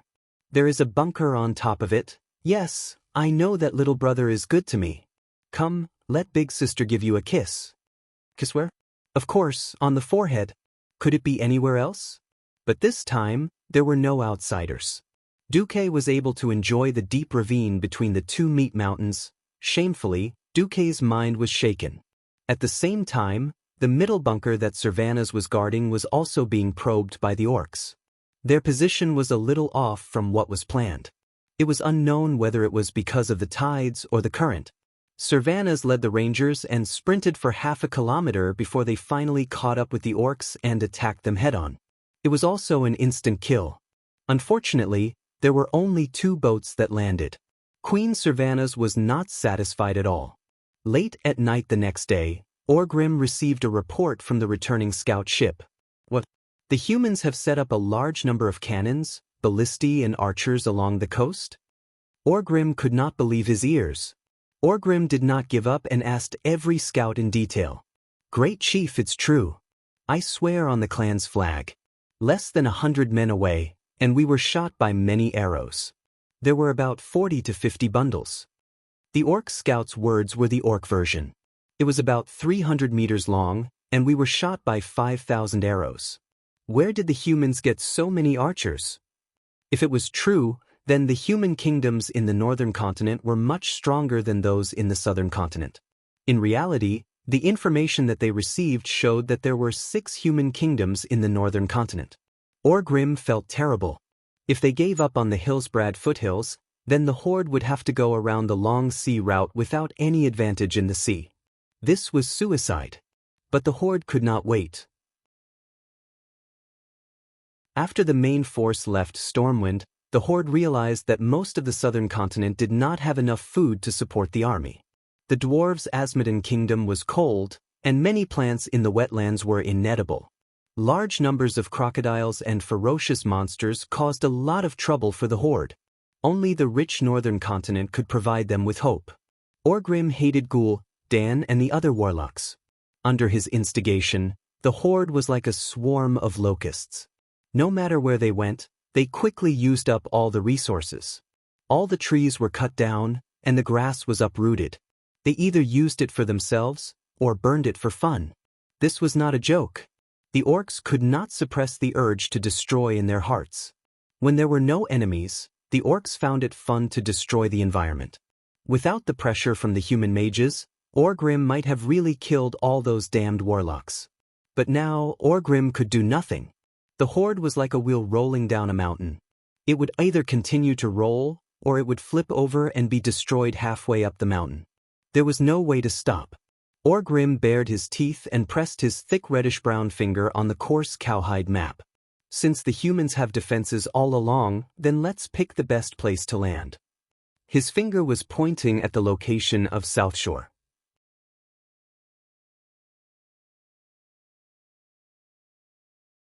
Chapter 250.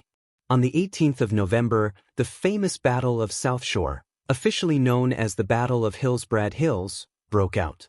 Unlike the previous battles between humans and orcs, where they lost in the field and were forced to defend passively in every large-scale defensive battle, this time, they successfully lured the enemy into the trap and entered the carefully selected battlefield of South Shore. Every alliance general was extraordinarily excited. The intelligence had come back. The horde army had assembled on the ships, and according to the direction, their destination was South Shore.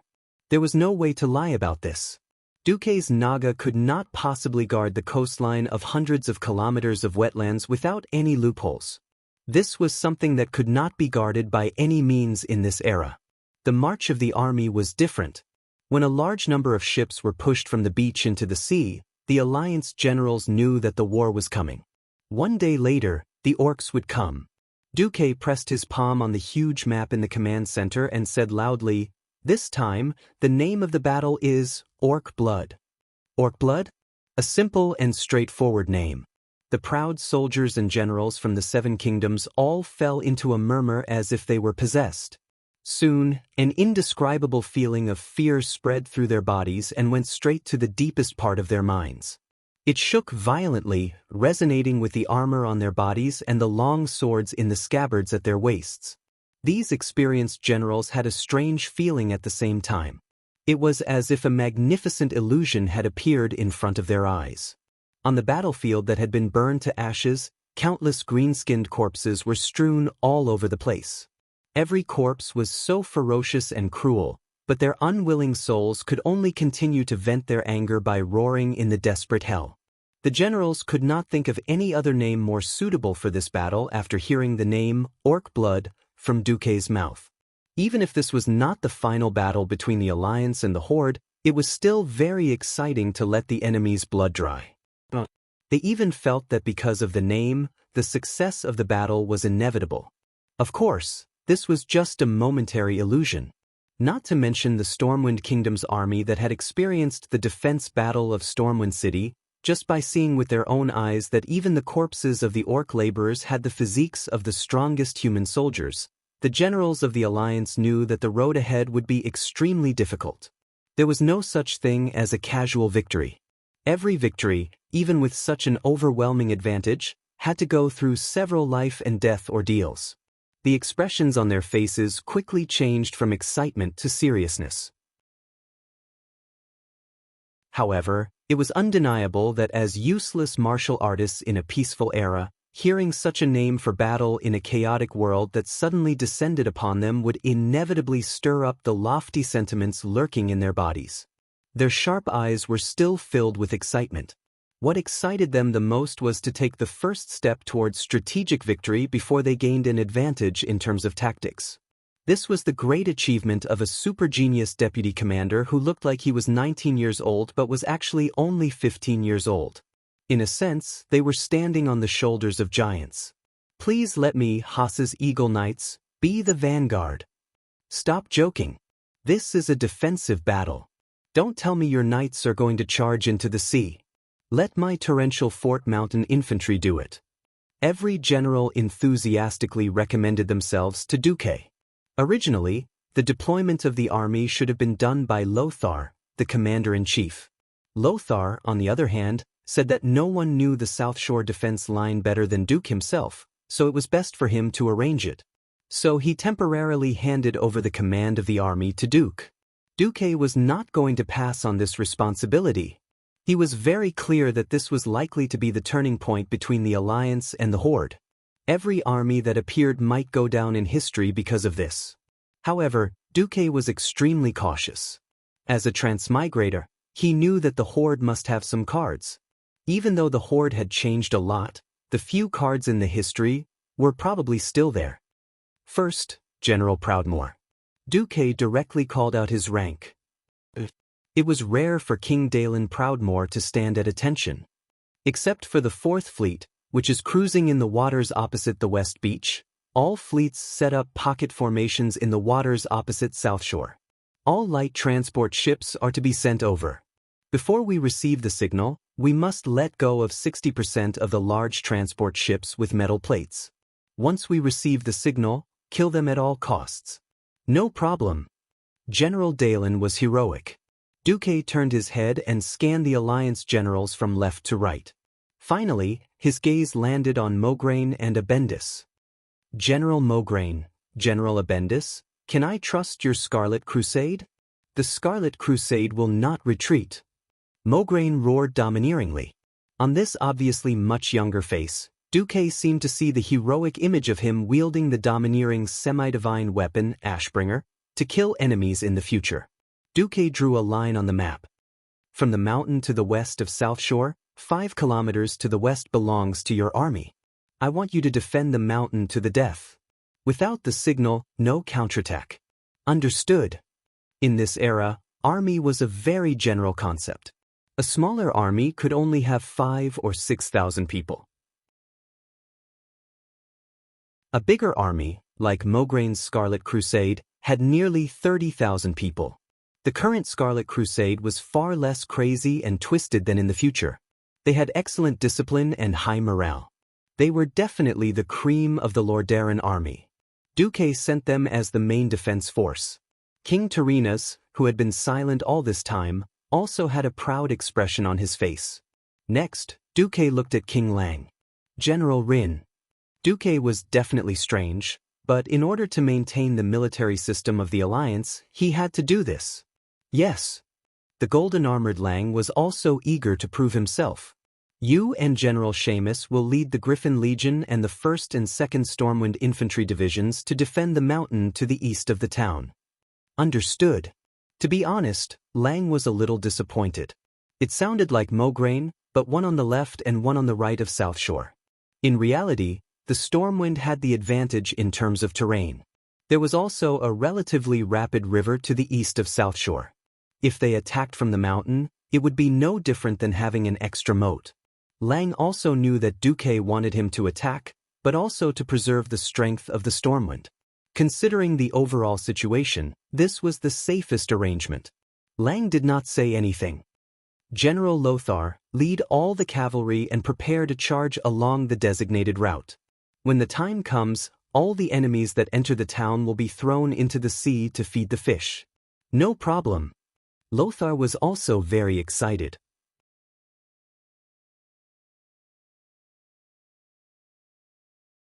Chapter 251. The sun was setting. A bright sword was inserted into the hilltop. In the field of vision, the tip of the sword was stabbed into the slightly yellowed meadow. The sharp blade, which shone like a pool of autumn water, reflected the vast sea, while the hilt of the sword blended into the endless sky. It was as if the sword had pierced through the entire world. The blue ribbon on the hilt with the emblem of a lion's head fluttered in the breeze, and the swaying elegance reminded one of a distant memory. The wise and deep blue eyes were squinting slightly, greedily absorbing the scenery between heaven and earth into his pupils. The middle-aged man was wearing a blue lion's head cloak with golden edges. Under the cloak was a shiny golden helmet, which symbolized the glory of an era as well as the shame of an era. A pair of large hands that had only recently become rough touched the top of the sword hilt, holding the sharp sword. He stood upright in the wind like a stone statue. "Your Majesty, it's getting late." "Andoin, guess what I'm looking at?" King Lang smiled and turned around to ask his childhood friend, the former leader of the Storm Knights, and the current commander-in-chief of the Alliance. "After crossing the sea, head forward, then southwest, then southeast, where Stormwind City is." Lothar was indeed worthy of being Lang's best friend. He easily guessed Lang's thoughts. Stormwind City is the land that we once risked our lives to protect. It's also our glory. When I knew that Stormwind City could not be defended, I thought that my sword and I would be destroyed there. However, for the sake of Varian, I'm still standing here, looking at my sword in a foreign land. Lang pulled the sword out of the ground. The sharp and tough blade did not show the slightest bit of damage even though it had been through such rough treatment. Lang raised the tip of the sword to the sky and stared at it quietly. A timid voice came from behind Lang and Lothar. "Father, are you saying that I've tarnished your glory?" "No, it's not like that, Varian. True glory is never a person or a person's private property." Lang retracted his gaze. The storm golden sword that symbolized royal power and glory looked extremely slender and sturdy in the setting sun. It was as if the sword was supporting a part of the world. Lang sheathed the sword and walked over to his lover and child. The queen gave Varian a gentle push, allowing the young Varian to step forward. Lang caressed Varian's head lovingly. His loving gaze seemed to have traveled through time. 1,000 years ago, when the last son of Thoradin the Great was abandoned in the ruins of the Torrent Castle by the arrogant nobles who were eager to go to the rich land of Lordaeron. The late king of Stormwind brought his son and led the abandoned poor people across half of the continent to the valley where Stormwind City is now. The late king made a vow. "I swear to protect my people, to keep them away from hunger and cold, to keep them away from killing and strife, and to keep them away from the arrogance and greed of the nobles." Lang's voice was deep, but there was a strange sense of emptiness that made everyone feel as if they had traveled through time with his voice. The late king did it. He forged the glory of Stormwind in his own way. He also used his own way to tell the later generations what glory was. Before he died, he also issued an imperial order for every noble in the new kingdom to follow the spirit of chivalry, to be humble and devout, full of glory, not afraid of sacrifice, brave and resolute, compassionate, and honest. That was how Stormwind came to be founded, with military might and the tradition of inheriting titles through military merit. It's a pity that most of the nobles in Stormwind have forgotten all of this. Hence, I'm more willing to see the fall of Stormwind City as a punishment from our ancestors for losing our glory. The young William nodded as if he understood. Fortunately, when the people of Stormwind were at their most desperate, I still had your uncle Andoin and the unparalleled genius Duque to help me. This gave me the opportunity to make up for my mistake and recover the lost glory of the kingdom. My personal glory is no longer important. My only hope is that the descendants of Orion will not forget their original intention and pass on the glory of the late king. As long as I can do it, I won't have any regrets even if I die." "Father, you will. You will see the day when Stormwind City is restored," William said with absolute certainty. "I hope so too. However, your Uncle Duque and I will eventually grow old. When that time comes, it will depend on your and Brother Duque's hard work." The young prince nodded vigorously. Looking at the sea, Lang's vision seemed to penetrate the horizon and reach the huge transport fleet that was traveling at high speed on the sea. "It all depends on tomorrow. Don't worry, there's you, there's me, there's Duque. Whether it's Stormwind City or the Alliance, we are invincible." No one would have thought that just a day ago, at the wetland, at the gathering of hundreds of thousands of orcs, someone would say something that was almost the same. Orgrim Doomhammer stood on a high hill. In his vision, hundreds of thousands of orcs stepped on the muddy ground. There were so many beastmen that it looked like a bright green ocean as far as the eye could see. This ocean breathed together, enjoyed the victory together, and enjoyed the same fate. Every orc was looking forward to Orgrim's speech. In the eyes of the orcs, even though there was still the last iron furnace fort that had not been conquered, Everyone believed that it was only a matter of time before Kilrog Deadeye's Bloodring clan dragged those damned dwarves out of the cave and killed them. They had completely conquered this continent. Although there was better prey and more fertile land here than in their homeland, it was still far from enough to accommodate all the clans. In the eyes of the orcs, this was only enough for 3 large clans to thrive. But how could there only be 3 large clans? Orgrim laughed. Then he raised his famous doom hammer up high and roared towards the sky. "My people, listen to me." The commotion below disappeared. Every orc quietened down and turned their ugly faces full of protruding fangs towards Orgrim. "This world is very suitable for survival. We can rebuild our homeland here. And we have already conquered this land. This is the victory of the Horde. This is the victory of the orcs." Suddenly, a burst of earth-shattering cheers erupted from below. Orgrim could only wait for the cheers to die down before he continued. "But this is not enough.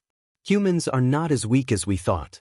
They are very good at learning and have many tricks up their sleeves. Every time they lose, they will become stronger to deal with our axes and hammers. Even though we have chased them out of this continent, they are still trying very hard to take back what once belonged to them. So, what we need to do is to destroy them, to wipe them out from this world." Orgrim raised his warhammer and pointed it towards the north. "Orcs, north, attack."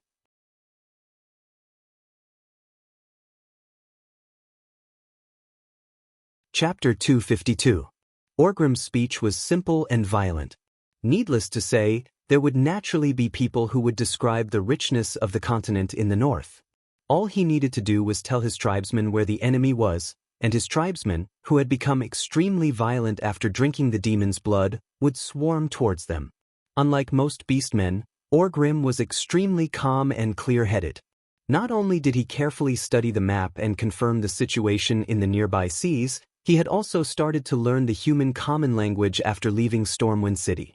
Orgrim purposely kept a family of captives and used their relatives as a hostage to force an old woman to teach him the common language.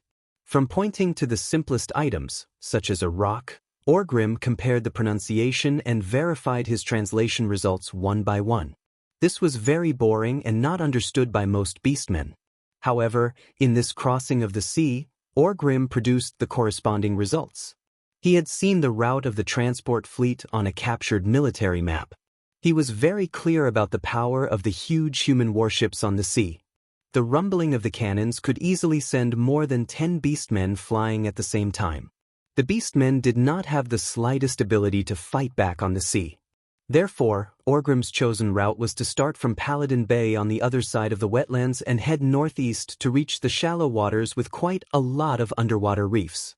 Then he would follow the sea between Rapids Fort and Tangarock and head north all the way to the eastern beach next to South Shore.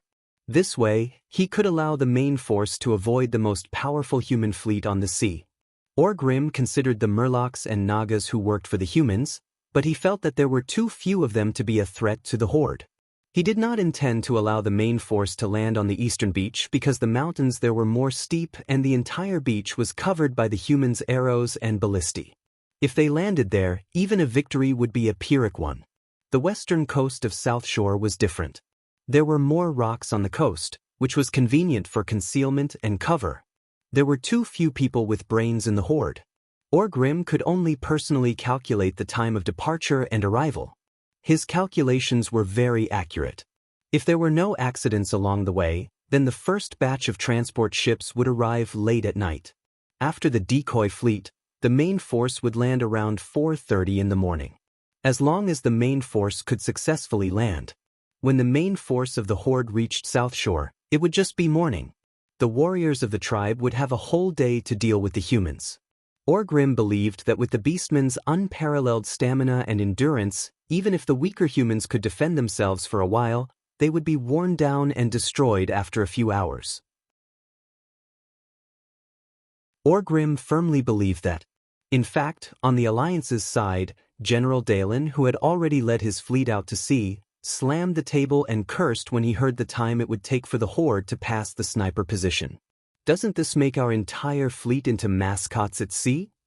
Dai Lin felt irritated as he looked at the dark sea through the monocular. The orc leader is obviously not a brute who only knows how to charge. You've met your match, Dai. It was a beautiful lady with long blonde hair and long pointy ears. She stood beside Dai Lin. This was a position that was closer to Dai Lin than the guards of the royal family. All of these indicated that this elven mage had a special status. Indeed, this high elf mage's name was Gina Goldsword, and she was King Dellen's lover. This was an almost open secret. Is there any news? Yes, your favorite little Duque sent a message. He said that the plan remains the same. Dai Lin suddenly calmed down. He was very sure that Duque had a special way to change the situation. In this era, unless the ships were less than 100 meters apart, there was no such thing as a night battle. Since Duque told him that the plan remained the same, he would wait for that opportunity. It was late at night, and the moon was shrouded in dark clouds. Looking out over the dark sea was a very boring task. Many new lookouts would fall asleep in such a situation. But no one could sleep tonight. All the Marines were told that they would be engaged in an unprecedented night battle. This determined that the powerful Kor Dyla's fleet would either gain nothing from this battle and be left to the side, or they would be promoted to become hunters of the night. The huge fleet was arranged in a straight line parallel to the distant coastline. This was the best choice for maximizing the fleet's firepower against an opponent who could not fight back. The helmsman stared at the stern lights of friendly ships not far ahead, carefully maintaining a distance and formation. In the distant darkness, the first reflection appeared. This quickly attracted the attention of the lookout and Admiral Dai Lin. Then, more blurry light spots appeared in the darkness. Like slowly rising fireworks, milky white light balls floated high into the sky. In just a few seconds, the surface of the sea lit up even more brightly, illuminating a large part of the coastal area near the coast as if it was daytime. Light spell? Why is it there? Dai Lin was not a mage, so he was not too sure. The high elf mage, Gina, left.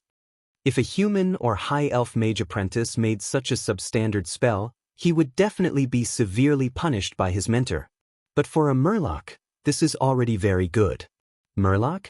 It's actually a murloc mage? As someone who had spent a long time at sea and dealt with murlocs, nagas, and various sea monsters for half his life, Dai Lin certainly knew that there was a branch of murloc wise men among the murlocs. However, those ridiculous murloc wise men were the worst spellcasters.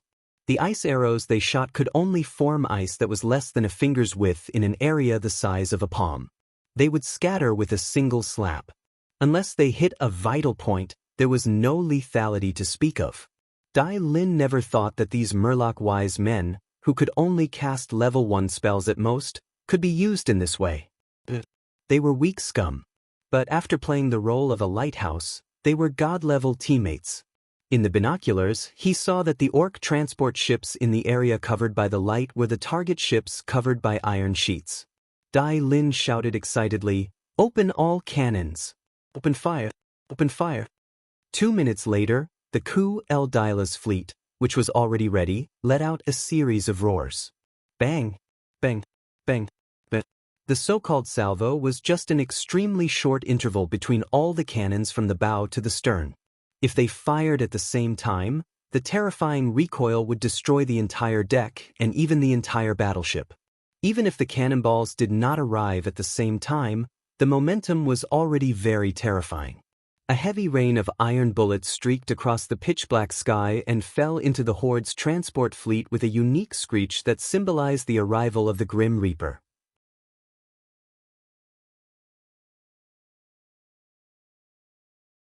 Chapter 253. In this era, the accuracy of a fleet's cannons was metaphysical. Not to mention that it was a night battle.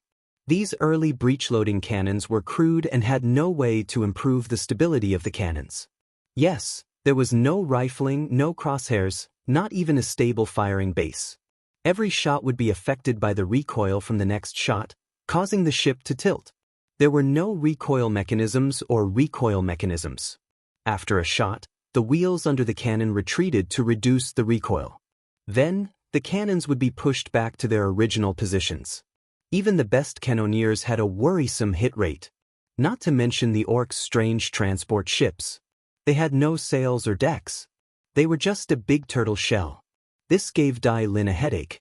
Hinge shells that could destroy the ship's masts and grapeshot shells that could kill the ship's crew could not be used.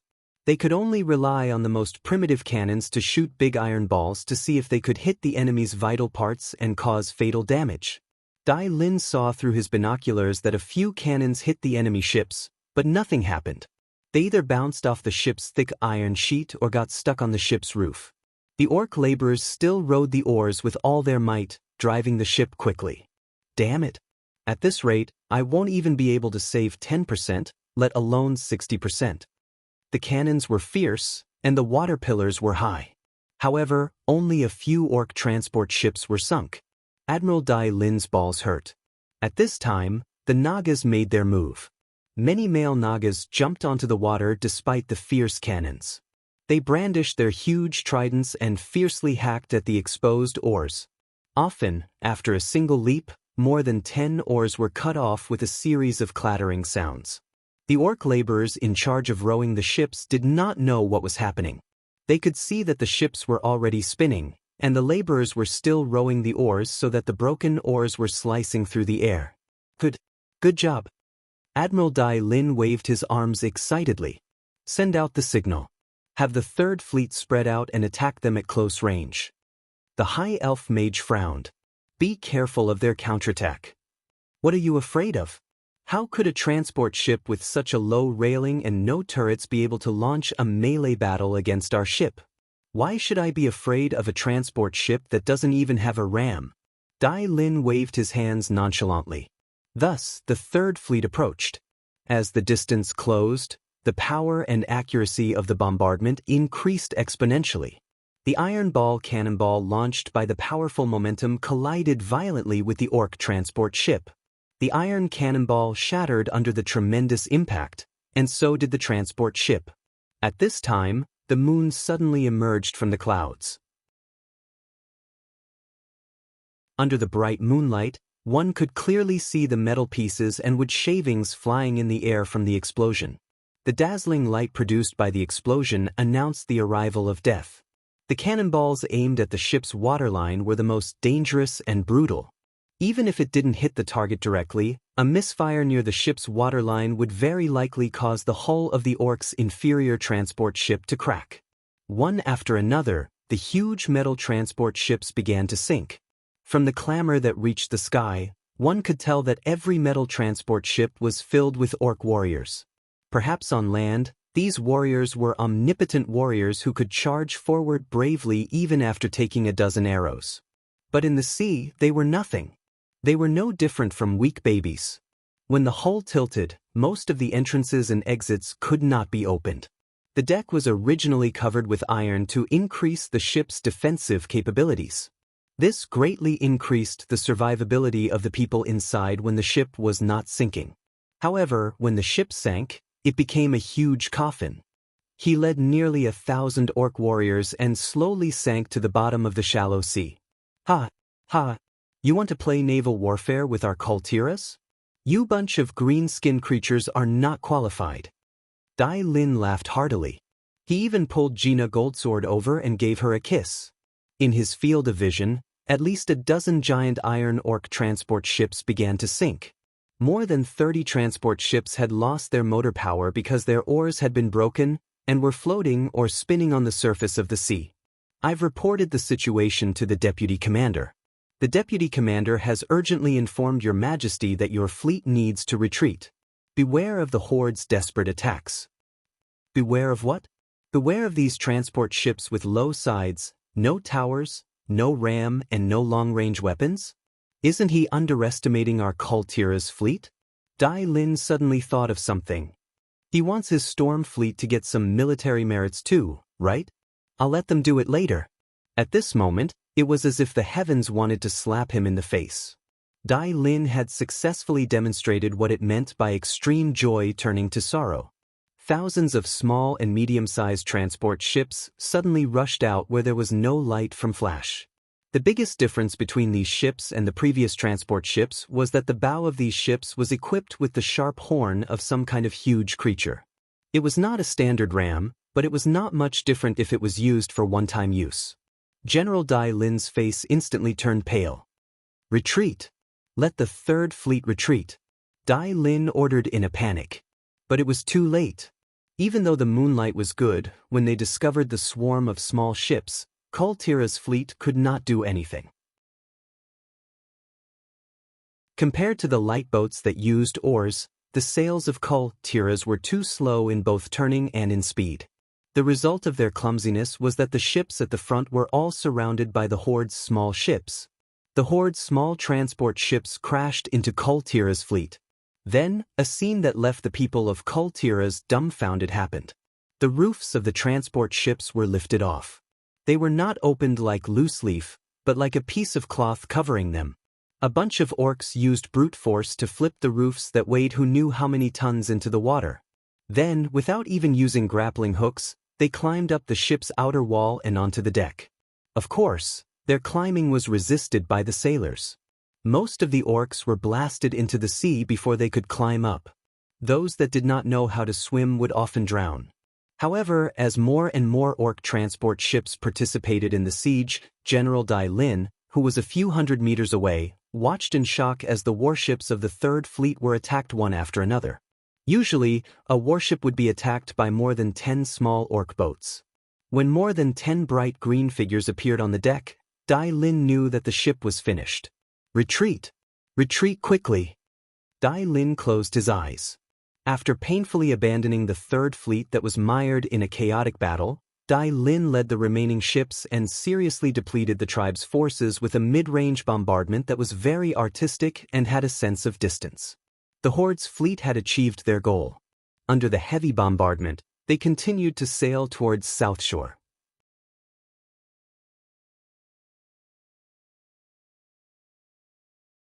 Chapter 254.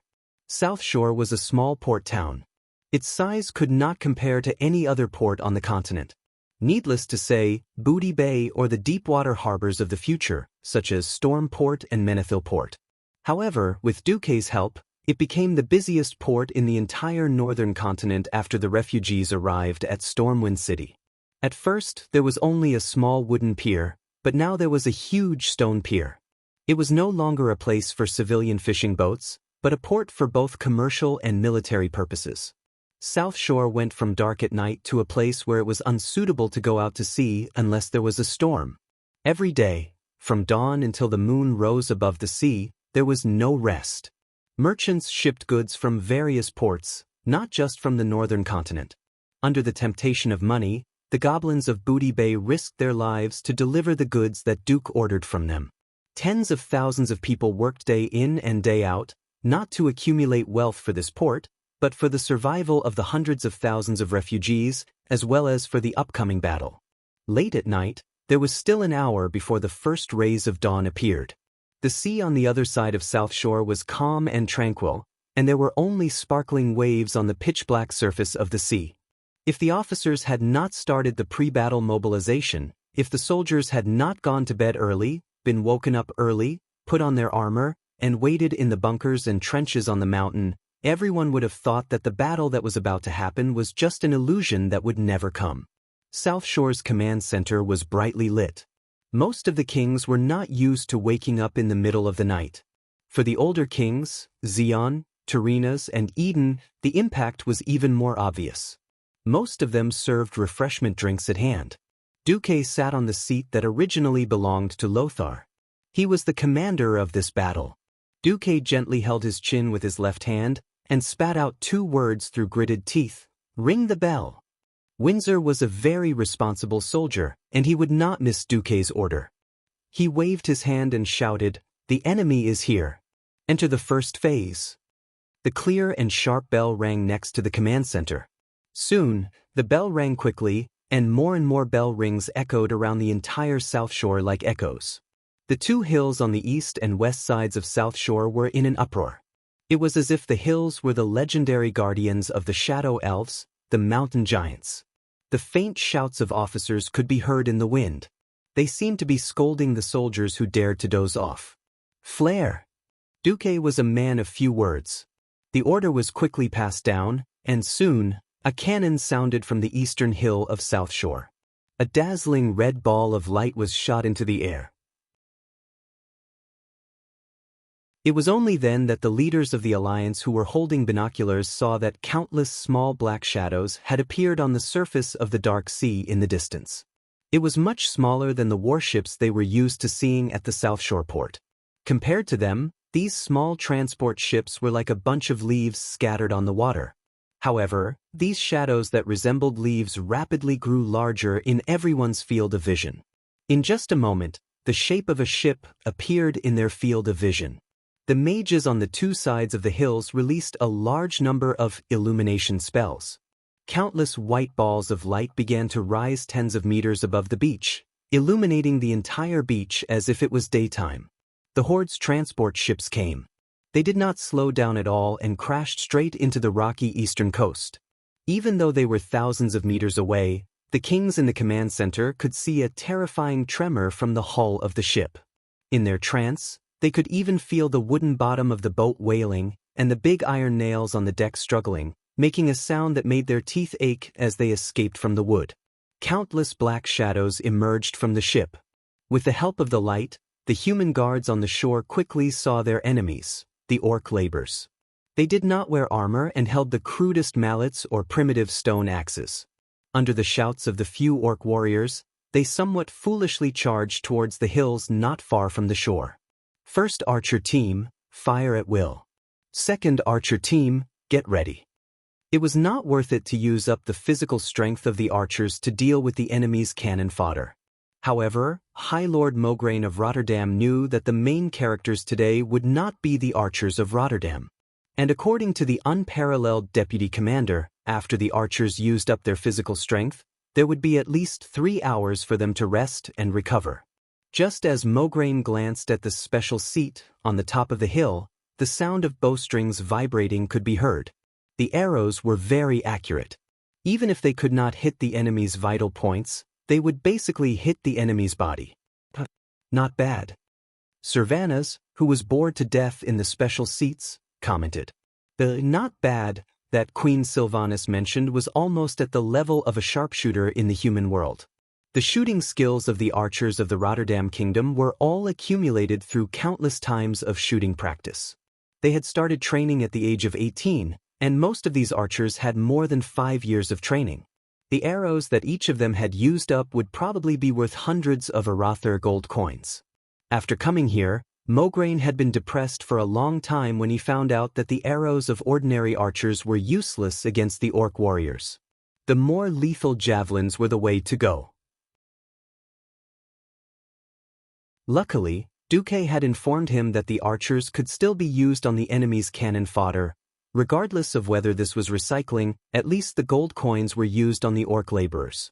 After a dozen breaths, the beach regained its peace. The laborers, who only had loud voices, were quickly shot by many arrows and died on the shore. More and more transport ships came ashore. The archers started to get busy. Their arms were sore from shooting continuously. Finally, the first batch of laborers started to fight their way to the front of the hill. General Abendis shouted, "Raise your spears, raise your shields, attack!" In front of the bunker at the bottom of the hill, the soldiers were already ready. They formed a long line of defense. Perhaps this was not enough to defend against the huge number of orc warriors. However, if it was used to deal with the laborers, it would be more than enough to let the new soldiers see some blood. Now, they waited and formed a sturdy shield wall with spears sticking out. There was no strategy to speak of. The scattered orc laborers who were attacking fiercely crashed into the shield wall. The shield wall was not damaged at all. Every laborer was stabbed to death.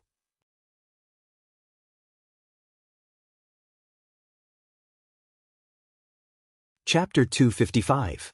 The battle with the laborers was easy. Apart from the real blood, it was no different from using spears to stab scarecrows in training. Some soldiers were already teasing, "If the so-called warriors of the Horde are all like this, our team can kill 10,000 of them." Just then, after the second round of illumination, Abendus discovered that a huge transport ship had begun to rush ashore, and many taller figures with obvious armor appeared on the shore.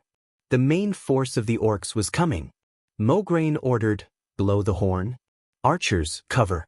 Let the soldiers with swords and shields and spears come back. We're about to enter the second phase." The unique horn of the Rotterdam army sounded, and the soldiers who were having fun killing at the front lines suddenly realized that it was time to retreat. Under the good light and the commander's orders, the soldiers retreated in an orderly manner. They followed the predetermined mountain path to the second line of defense that was higher above sea level. When he saw his soldiers retreating according to plan, General Abendus raised his sword and shouted, "First Javelin Brigade, shoot!" The long shadow immediately shot into the air, drawing a beautiful arc in the air. Then, it let out a sharp whistle and pierced downwards. Without any accidents, a considerable number of orc warriors were nailed to death at the bottom of the hill. However, many continued to charge. Abendus noticed that many orc warriors were better armed than what the intelligence had said. They were no longer the naked men described by the soldiers of Storm City, who only had brute strength. Their right shoulders, which held weapons, were covered with huge spiked pauldrons. Their heads were covered with horned helmets, and their chests were covered with a half-body armor that glowed with a metallic luster. Both of their forearms were covered with leather armors. They did not have armor on their lower bodies, only a belt that looked like a leather skirt. However, they were obviously wearing a pair of huge boots, which allowed them to pass through the complicated terrain of the battlefield better. Abendus quickly summoned a Dalajan mage who was in charge of communication, and summarized the information to Duque. After receiving the news, there was silence in the command center. Noxus pursed his lips. "Gentlemen, at least we have confirmed that our enemies are a group of intelligent creatures that can evolve." No one laughed at this lame joke. It was not funny at all. Duque glanced at the exquisite wall clock hanging in the command center. It was 4:30 in the morning. "Tell Aurelia and Cervantes that it's their ranger's turn." Before Duque could finish his sentence, two voices echoed throughout the command center. "I heard you." It was the voice of great demon Queen Aurelia. "I'm going to go moldy, Queen," she complained. Then, the earth-shattering noise on the beach seemed to quiet down a lot. Whether it was Lang and Seamus on the eastern hill or Mograine and Abendus on the western hill, none of the commanders dared to believe their eyes. It had been too long since the humans had seen the elite High Elves Rangers. If the definition of a godly archer was to be able to kill one enemy with one arrow, then these Rangers were super godly archers. They were simply monster-level existences. They could only hear the continuous twangs of bowstrings coming from higher up the hill. In just a few breaths, the densely packed tribes on the beach were all shot dead. The arrows were as accurate as if they had eyes, automatically navigating to the throats and other vital points of the orcs. In an instant, the entire beach was empty. "Oh my God, what kind of strong reinforcements did our deputy commander bring back? This is equivalent to a 10,000-man archer legion," King Lang muttered to himself. General Seamus comforted Lang. "I heard that the Windrunner family is the top ranger family in Quel Salis." Lang felt a little better after hearing that. General Seamus was right about this. The Windrunner family's rangers were indeed the most powerful among the High Elves. Looking at the entire human world, including the High Elves and even the more powerful Night Elves, there was no army that could compare to the Windrunner family's archers. Perhaps the legendary mysterious army that belonged to High Priestess Tyrant could compare to the Windrunner family's rangers. However, the horrors of the tribes were not only in their powerful individual combat power, but also in their terrifying numbers. When they found that there were more and more ships anchored on the western coast, the irascible orcs decisively ignored the orders from their superiors and began to rush their ships to any place that could be anchored. For example, the eastern beach, which had higher mountains and was better defended by humans. Another example was the harbor of South Shore itself. When the first light of dawn broke, the main force of the Horde's beach landing battle finally arrived. The gigantic iron ship crashed into the stone pier with a loud bang, causing the entire pier to shake. Duke saw through his binoculars that the deep water port that he had spent a long time building was smashed into by the group of bastards, and the sky was filled with flying rocks. Duke wished he could kill all the orcs. Damn it, my secret stash. Duke muttered in his heart. On the other side, Turayan was also muttering, in the name of the holy light, they are too ugly. Even though Lothar and Duke had described them before, it was still a far cry from seeing them with his own eyes. He did not know if the stronger the orcs were, the uglier they were. Turayan, who had personally witnessed the death of the tribe's laborers, had originally thought that the horde's warriors were about the size of burly humans, with light green skin and 2 huge tiger teeth in their mouths. Now, Turayan realized that he was completely wrong. The real warriors of the tribe were taller and more burly, and they looked even uglier. They had bright green skin and red eyes that were even redder than a rabbit's. And those huge fangs that could not even be covered by their lips. Turayan swore that he had only seen something like this on a wild boar. But wild boars did not walk on 2 feet, nor did they carry huge heavy weapons, nor did they wear heavy armor. Duque pretended to observe with his binoculars, and then said the answer that was marked in the system notification, "All right, generals, I have good news and bad news."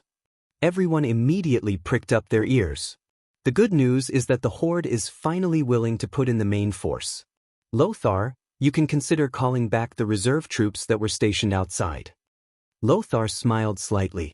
To be on the safe side, Lothar divided about 1/3 of the troops that had been gathered in South Shore and placed them in the middle of the Hillsbrad Hills, which was probably the inland area between South Shore and Atonement Island.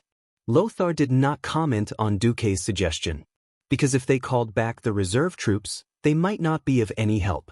If they did not call back the reserve troops, they could still be used as insurance. At most, they would receive complaints from 1 or 2 kings that their troops could not do anything. Lothar smiled and asked, "What about the bad news?"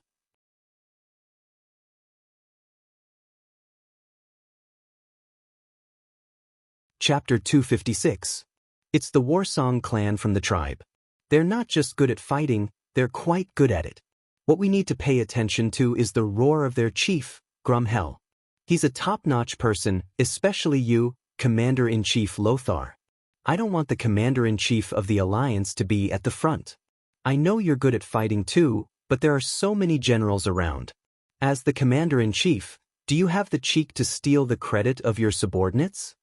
Initially, when he heard Duque say that Grum was impressive, Lothar was really eager to give it a try.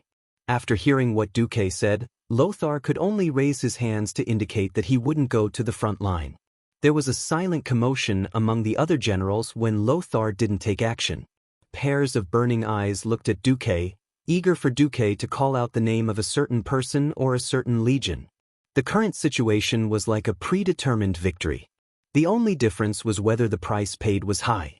However, it seemed like it would be a great victory for now. Everyone yearned for victory. The kings, who had different thoughts in the first place, were even more eager for their legions to perform well in this battle, because it would affect their country's right to speak in the alliance. Trash had no rights. That wasn't just a matter of words. More and more transport ships arrived at the seaside. There were so many ships from the tribe that the long coastline was actually not enough for all of them. The brave warriors of the Warsong clan pushed the front line to the middle of the mountain. They endured the fist-sized rocks that filled the sky and the arrows that could easily penetrate their bodies. When one fell, another would immediately take his place. When a group fell, a new group would immediately rush in. They were using their flesh and blood to corrode the humans' defense line at a high speed. The agile movements of the Warsong clan warriors, their exaggerated jumping ability, and their violent strength made the soldiers of the Rotterdam very uncomfortable. In just 10 minutes, Mograine had already sent out the reserve team for the 3rd time. Even though he still had sufficient reserves, the sight of such a meat grinder made his heart bleed. They were all the elites of the Rotterdam kingdom. At this moment, 2 red signal flares rose in the direction of the headquarters. In this world where the light of dawn was still very faint, it was especially dazzling. In the east, the 4th Fleet, which had been waiting for a long time, puffed up their sails and arrived at the battlefield within 15 minutes. Then, far from the coast, they fired their cannons at the densely packed coastline. From today onwards, This cruel weapon would probably become one of the most hated weapons in the tribe. 100 thumb-sized, relatively round iron lumps could be stuffed into a huge cannon chamber. Because of the short range, Commander Ku-Tiras ordered that each cannon be loaded with 20% less gunpowder and 30% more grapeshot than usual. Bang! Bang! Bang! Following the loud roar, the coastline that was not particularly wide was immediately set off in a storm of blood. The new armor that the orcs had obtained from the dwarven slaves was completely unable to withstand the impact of such hot weapons. A head-sized bloody hole would immediately appear on their bodies if they were hit by it. Even the lightest injury would be a broken arm or leg. Large pieces of broken limbs flew into the air. There were split heads, splattered intestines, and broken weapons. In a few breaths, the entire coastline had become the orcs' shuraba. The seawater that surged up along with the tide was all dyed red with the blood of the orcs. The tragic scarlet spread hundreds of meters away on the surface of the sea, and it was all orc blood. The tribe's commander ordered the transport ship to rush towards Ku-Tiras' battleship. Unfortunately, it did not work this time. An orc laborer who was rowing the boat could not help but exclaim, "There's something down there, there's a lot of it." The laborer pointed at the large opening for the oars. As soon as he finished speaking, he was dragged underwater along with the oars. Blood gushed out, and it seemed that he would not survive. At this time, there were already quite a number of slightly fat black figures on the surface of the sea. Colorful triangular dorsal fins broke through the water surface, forming white waves. Those who were familiar with them would know at a glance that they were murlocs. It was not the first time that the tribe had dealt with the murlocs. They also knew that the humans of Stormwind City had the ability to tame the murlocs, although they did not know which one. It felt as normal as an orc taming a warg. That alone was not enough to alert the tribe. Until the tribe suddenly realized that the number of murlocs was 2F** king ridiculous. It was impossible to count how many there were. All they knew was that this was definitely more than 10,000. Not only the orcs, but even the human guards on the hill were stunned. At first, Duque did not send out the murlocs because Duque felt that it would not be effective to let the murlocs intercept the transport ships rushing towards the coast at high speed. Now it was different. Most of the gaps along the coast had been filled. If the tribe wanted to reach the shore, they would either have to smash the butt of their own ship and disembark in deeper water, or they would continue west to find a place to dock. In fact, continuing west was the right choice. But the appearance of Ku-Tiras' fleet dispelled the tribe's commander's thoughts. What was worse was that the transport ships that attempted to attack the Alliance's fleet had all stopped. If the tribe's ships were powered by sails, the murlocs would not be able to cut off the ship's power. But it was oars. For the murlocs to deal with wooden oars that were not specially reinforced was a matter of minutes. Under the command of the Murloc Oracle Maugre, the murlocs also became smarter. They worked hard to destroy every horde transport ship. They used all kinds of methods to break the oars of the laborers and dig into the bottom of the horde transport ships. Like sardines, the transport ships were packed with hundreds of people. Even if one of them sank, it would be a big loss to the tribe. Looking at the situation of the battle, the 5 kings in the command center were all beaming with joy. "Yo, horde, hurry up and play your cards. I don't know who the commander is, but if you don't play your cards, I'll have to take the lives of another 100,000 orcs this time." At this moment, a loud noise suddenly erupted from one of the large battleships in Ku-Tiras' fleet. In the next second, the huge mast broke, pulling the entire ship and causing it to tilt at an angle of 60 degrees to the water. If the first attack could be reluctantly attributed to an accident, then the second attack was witnessed by Duque with his own eyes. On the left side of the battleship's bow, a huge crack about half a meter wide and at least 7 or 8 meters long was drawn out by a Black Shadow's weapon like it was killing a fish. The entire hull of the battleship let out a sad cry, then the huge bow suddenly broke, the hull tilted, and a large amount of seawater poured into the cabin. Duque could clearly see that many human soldiers had already jumped into the sea to escape. Damn, who was it? That didn't make sense? Duque screamed in his heart. The next moment, he saw the killer's weapon.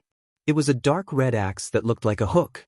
That was a certain roar's signature weapon, Blood Howl.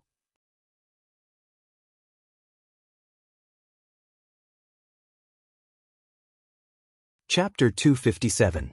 Grom Hellroar was mighty and domineering.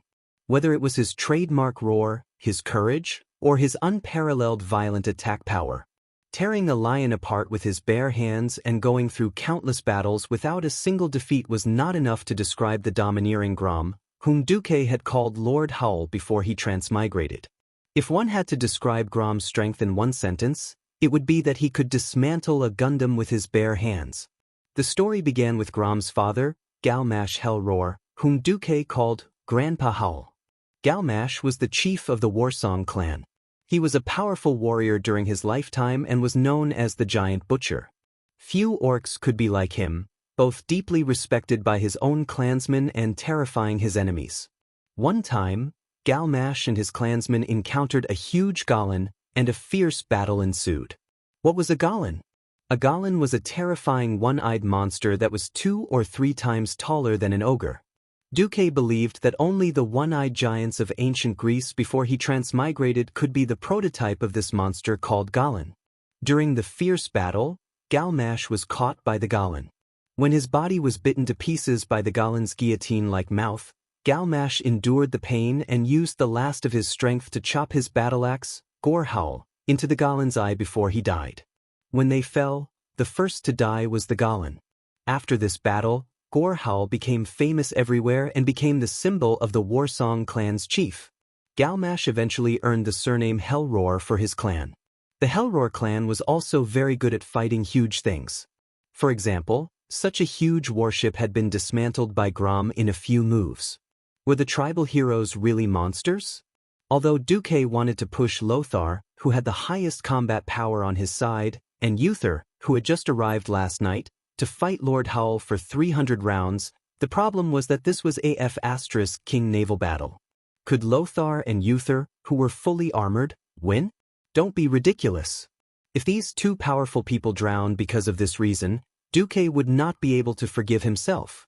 Just as Uther was about to step out and ask to fight with a fearless spirit of sacrifice, Duque said, "Hey, Aurelia, Servanus, do you hear me?" An echo immediately came from the wind. Aurelia awaits Deputy Commander's orders. Yo, there's finally something exciting to do?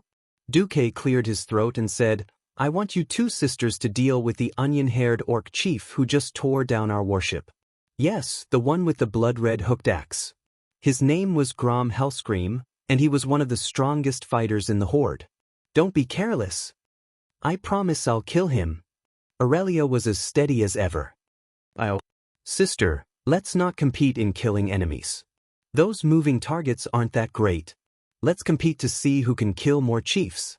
This time, it was a voice that only Duque could hear. Duque was under a lot of pressure when faced with such an off-topic Queen Sylvanas. Uther couldn't help it anymore. He stepped forward and said, Deputy Commander, Uther and his silver hand request to fight. Duque glanced at Uther, who was much older than him, and said, I know your chivalry can't stand having a woman fight on your behalf. But I want to tell you, first, don't treat the sisters as weak. Second, unless you're very good at swimming in armor, leave it to the 2 sisters. Uther was quite annoyed by Duque, but as a noble paladin, he knew very well that Duque was not targeting him or looking down on his silver hand. It was just that Uther was as puzzled as the other generals. Why did Duque seem to know their abilities and specialties so well? From the beginning of the Battle of South Shore, Duque's formation had no flaws or problems. Not only could he predict the enemy, but he was also very clear about his own people. The problem was that Duque hadn't even visited their troops. Naturally, Duque didn't have time to explain to them. Or perhaps Duque couldn't explain at all. He'd arranged it according to which of them was more powerful in history. No matter what, the destructive power of a heroic existence was shocking. As someone who also had a heroic template, Lord Howl had already used Blood Howl to dismantle 5 warships of various sizes by the time the Windrunner sisters arrived. Grom didn't let his guard down at all just because the 2 beautiful elven rangers were dainty and delicate. On the contrary, his instincts towards the strong made Grum very nervous. It was as if he was a dragonfly skimming the surface of the water. His ability to jump over the transport ships and even the junk floating on the sea was beyond Grom's imagination. This level of agility was unheard of. Grom Hellscream felt a wave of disgust. This was the unique aesthetics of the orcs. The Windrunner sisters were as beautiful as goddesses in the eyes of humans, but in the eyes of the orcs, who loved broad shoulders, thick waists, and large hips, they were weak goods that couldn't give birth to strong children. Lord Howl's disdainful gaze made Aurelia the Great Demon King and Queen Sylvanas even more displeased. Umph! 6 nostrils and 3 heroes snorted coldly. It had to be said that this was a strange misunderstanding. It didn't matter. Only a dead enemy was the best enemy. This principle was applicable in every world. Since they didn't speak the same language, there was no need to greet each other. The Windrunner sisters and Lord Howl faced each other directly. They moved forward on the waves so fast that the naked eye couldn't keep up with them. The Windrunner sisters stood on the left and right. They shot a barrage of arrows while approaching Lord Howl at high speed. Grom grabbed a stack of shields hanging on the railing of the ship. He easily tore the ropes binding the shields. They were originally used by humans for boarding battles, but Lord Howl pulled them up. 5 or 6 shields turned into flying discs that could cut a human in half and were thrown out. Of course, such a rough throw wouldn't hit. Sylvanas actually took a step forward with her slender and beautiful legs, stepping on those floating shields and flying high up in the sky. In just 10 seconds, Grom was hit by at least 30 arrows. He looked bloody and miserable, but the Windrunner sisters realized that none of the arrows actually penetrated Grom's muscles or hit his organs. The arrows that were aimed at Grom's fatal spots were either blocked or dodged by Bloodhowl. Just as the Windrunner sisters were within 5 meters of Grom, Lord Howl counterattacked. A deafening roar spread out like a shockwave around the sinking ship, and the 2 sisters trembled. The next moment, the wooden boards under Lord Howl's feet turned to dust. With a swift leap, he slashed at Sylvanas.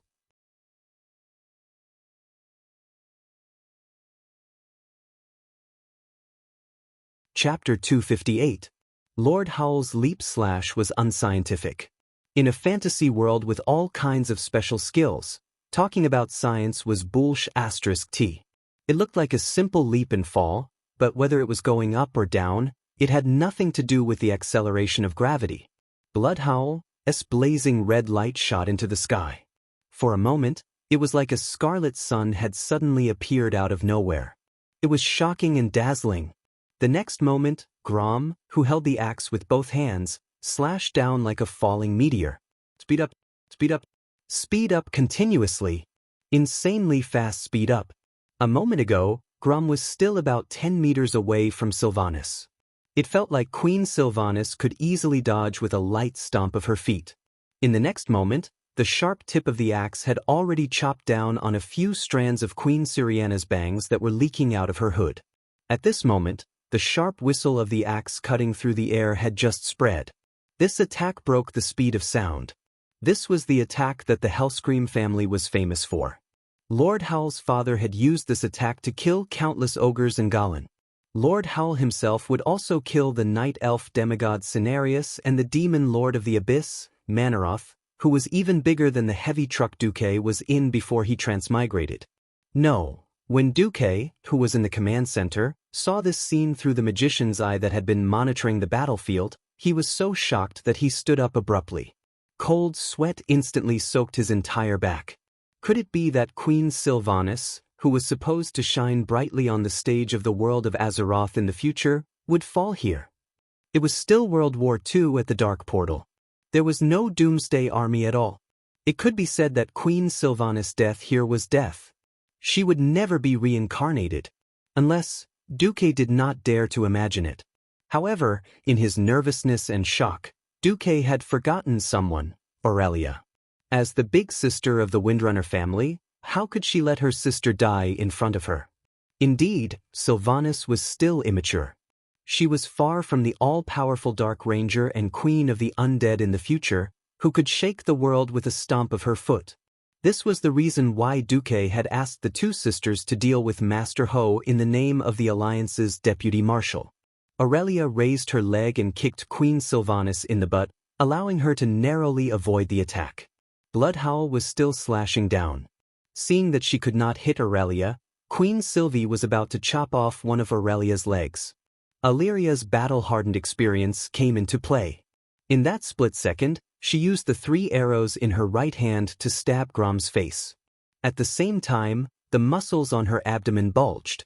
She used her waist strength to turn her kick into a whip kick towards Grom's knee. Perhaps Grom could chop off one of Aurelia's legs. However, the price was that Master Ho's face would be pierced by 3 arrows. This was a fighting style that traded injuries for lives. Grom's expression changed, and a serious expression appeared on his rugged face. He didn't expect that such a delicate and strange human could actually have such a ferocious fighting style. He finally realized that it wouldn't be that easy to win. Grom canceled his jump slash. The muscles on his arm bulged and he swung a whirlwind slash instead of a slash. In the blink of an eye, a violent tornado appeared. All the surrounding wood was chopped into sawdust, and even the seawater was sucked away. Grom looked like a small tornado on the ocean. The Windrunner sisters jumped away swiftly. "Sister, are you all right?" Sylvanas knew that her carelessness had dragged her sister into this. She couldn't help but look at Aurelia's leg, which had been cut into pieces and was bleeding. Aurelia's face twitched. She wanted to comfort her sister and say that she was fine, but in the end she said in High Elf language, "I'm fine, but I'll be a little slower." Orcs had thick skin and flesh, so they were fine even after being hit by dozens of arrows. However, for the Windrunner, who relied on speed and agility for a living, being a little slower could mean the difference between life and death. It wasn't an exaggeration to say that Grom's strong physique allowed him to make many mistakes. If the Windrunner sisters made one mistake, they would be doomed eternally. Gritting her teeth, Queen Sylvanas said coldly, "Sister, cover him from afar." But even though she was a little worried, this was the only way. While Grom's whirlwind slash was over, Sylvanas slung her longbow and unsheathed her sword. Aurelia, on the other hand, opened up a distance of 20 meters and covered her sister with a continuous barrage of shots. In the command center, Duque finally relaxed when he saw that the Windrunner sisters and Hellscream were evenly matched. This was an exchange of chess pieces. Duque suddenly had an idea. He wasn't afraid of the orcs attacking with a large army, but what if a few powerful chiefs came? Although there was only one Hellscream, there were many talented orcs, and Grom Hellscream wasn't the only one. There were also Gujar and Samuro. Wait. Samuro! Duque suddenly realized where his weakness was. Tyrion Fordring.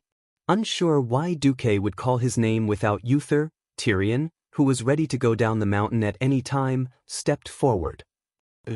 "I'm worried about General Lang Rin at the front lines. I need you to go there immediately and follow General Lang closely during this battle." "Bodyguard?" Tyrion's face was a little gloomy. In his opinion, a paladin should be the kind of person who charged and broke through enemy lines, not a bodyguard. Duque's voice came again. "I suddenly remembered that the orcs have a special class called Blade Master. They have a stealth ability similar to thieves, but they move faster and seem to have some kind of strange power when they attack. Tyrion, this is a heavy responsibility. If something happens to General Lang, it will be a heavy blow to not only the battle for South Shore, but the entire alliance. If you go this time, no matter what happens, I will remember you." "Understood." Duque's transfer was a matter of life and death. Ryan was wearing a golden helmet and armor. Although he could arouse the courage of the Storm Wind soldiers, his existence was also very conspicuous to the tribe. Just as a sword suddenly slashed at Lang from behind, Tyrion arrived. Holy shock! One of the few long-range attacks of a paladin. The attack came at the most needed time and place. The sneak attack stunned the Blade Master for a moment. It was also at this moment that Lang and General Tom realized what was going on. Two intersecting swords slashed at the blurry figure that was gradually becoming clearer. However, this Blade Master obviously didn't give up. Blade storm suddenly rolled up.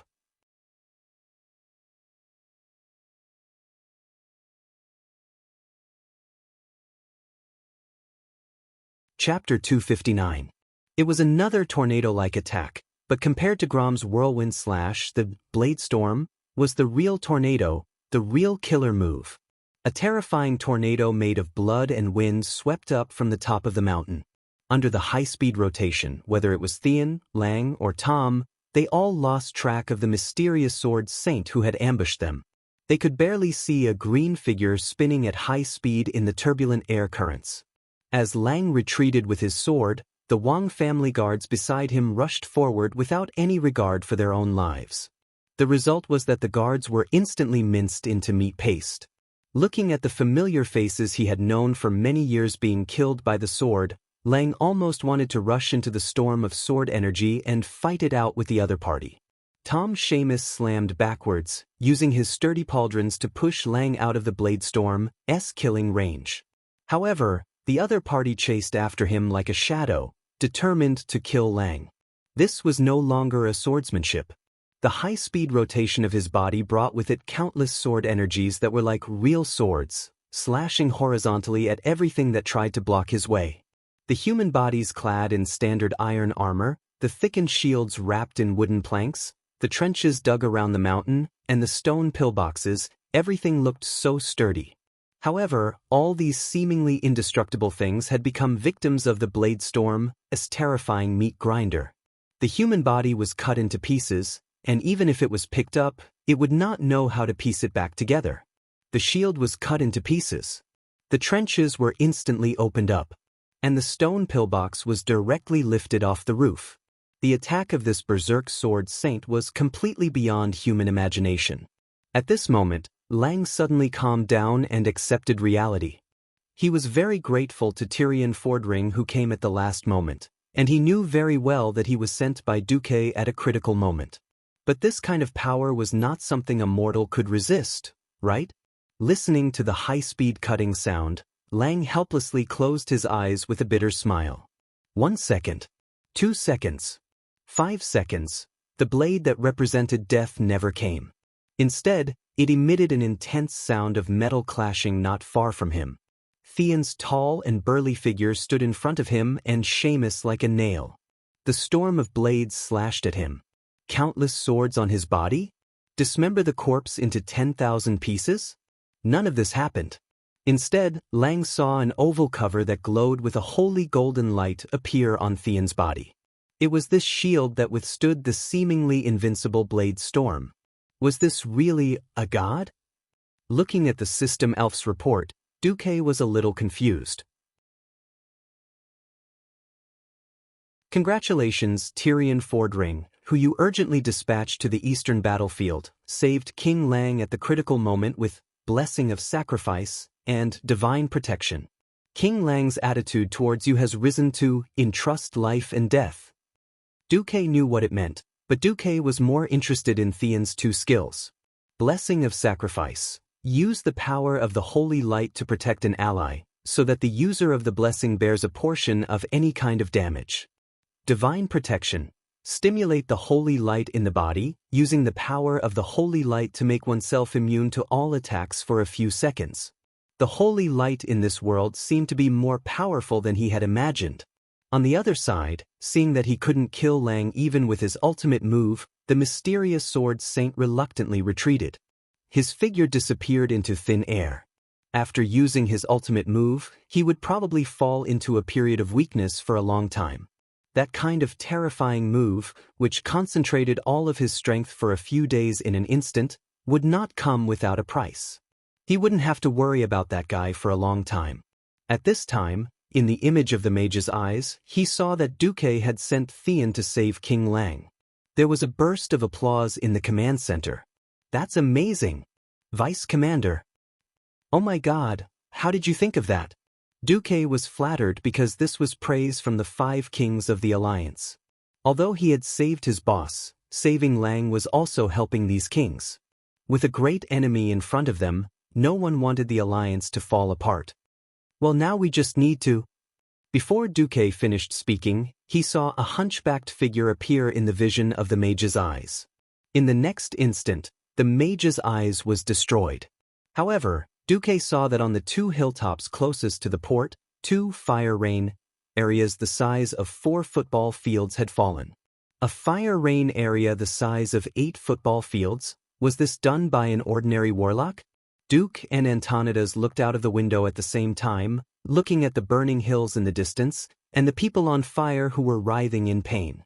Those little people on fire in their field of vision were the elites of the Alliance. On top of the hill, the volume of the screams suddenly doubled, and then quickly quieted down. And on the beach, naturally, the cheers of the orcs burst out. With the help of the system elf, a figure that was originally just a small black dot rapidly expanded in Duque's vision, and expanded again and again. It was a hunchbacked orc holding an evil skull staff. His face was old, his movements unsteady, and his back was full of huge bone spikes. It felt like this guy didn't need anyone to touch him. He might throw himself to his death on the road in the next second. But no matter who Duque looked down on, he wouldn't look down on this mysterious orc who used water float to stand on the waves, his body swaying up and down with the waves. He was the terrifying existence that stood at the end of the path of evil in the mortal world. The muscles on Duque's face kept twitching, and his face was ashen as he squeezed out 3 words with great difficulty. Ghoul, Dan. Duque was absolutely sure that the historical ghoul, Dan, did not participate in the Battle of the Hillsbrad Hills. He didn't know if it was because the butterfly Duque had changed the course of fate too much, but it actually attracted Ghoul, Dan. The only thing he could rejoice about now was that Ghoul, Dan was no longer that demigod Ghoul, Dan. After being tricked by Mediv, Ghoul, Dan's strength had dropped by at least half. Unfortunately, even if Ghoul, Dan's strength had dropped by half, he was still not someone that the Sky Wizard Duque could contend against. Duque walked over to Antonidas and bowed deeply. Apologies, Chairman Antonidas. The other party was once a demigod warlock, the strongest orc in the mysterious domain, Ghoul Thin. Other than you, only Kuel Salis Sun King can contend against him. Facing the expectant gazes from all directions, Antonidas leaned on his staff and stroked his long white beard, his face filled with the pride of a strong person. Ha! The Dalajan will not refuse responsibility. The same goes for the Dalajan chairman. You're tuning in to the Wang Lin's Journey YouTube channel. Don't forget to subscribe and join us on this journey to catch the most captivating stories.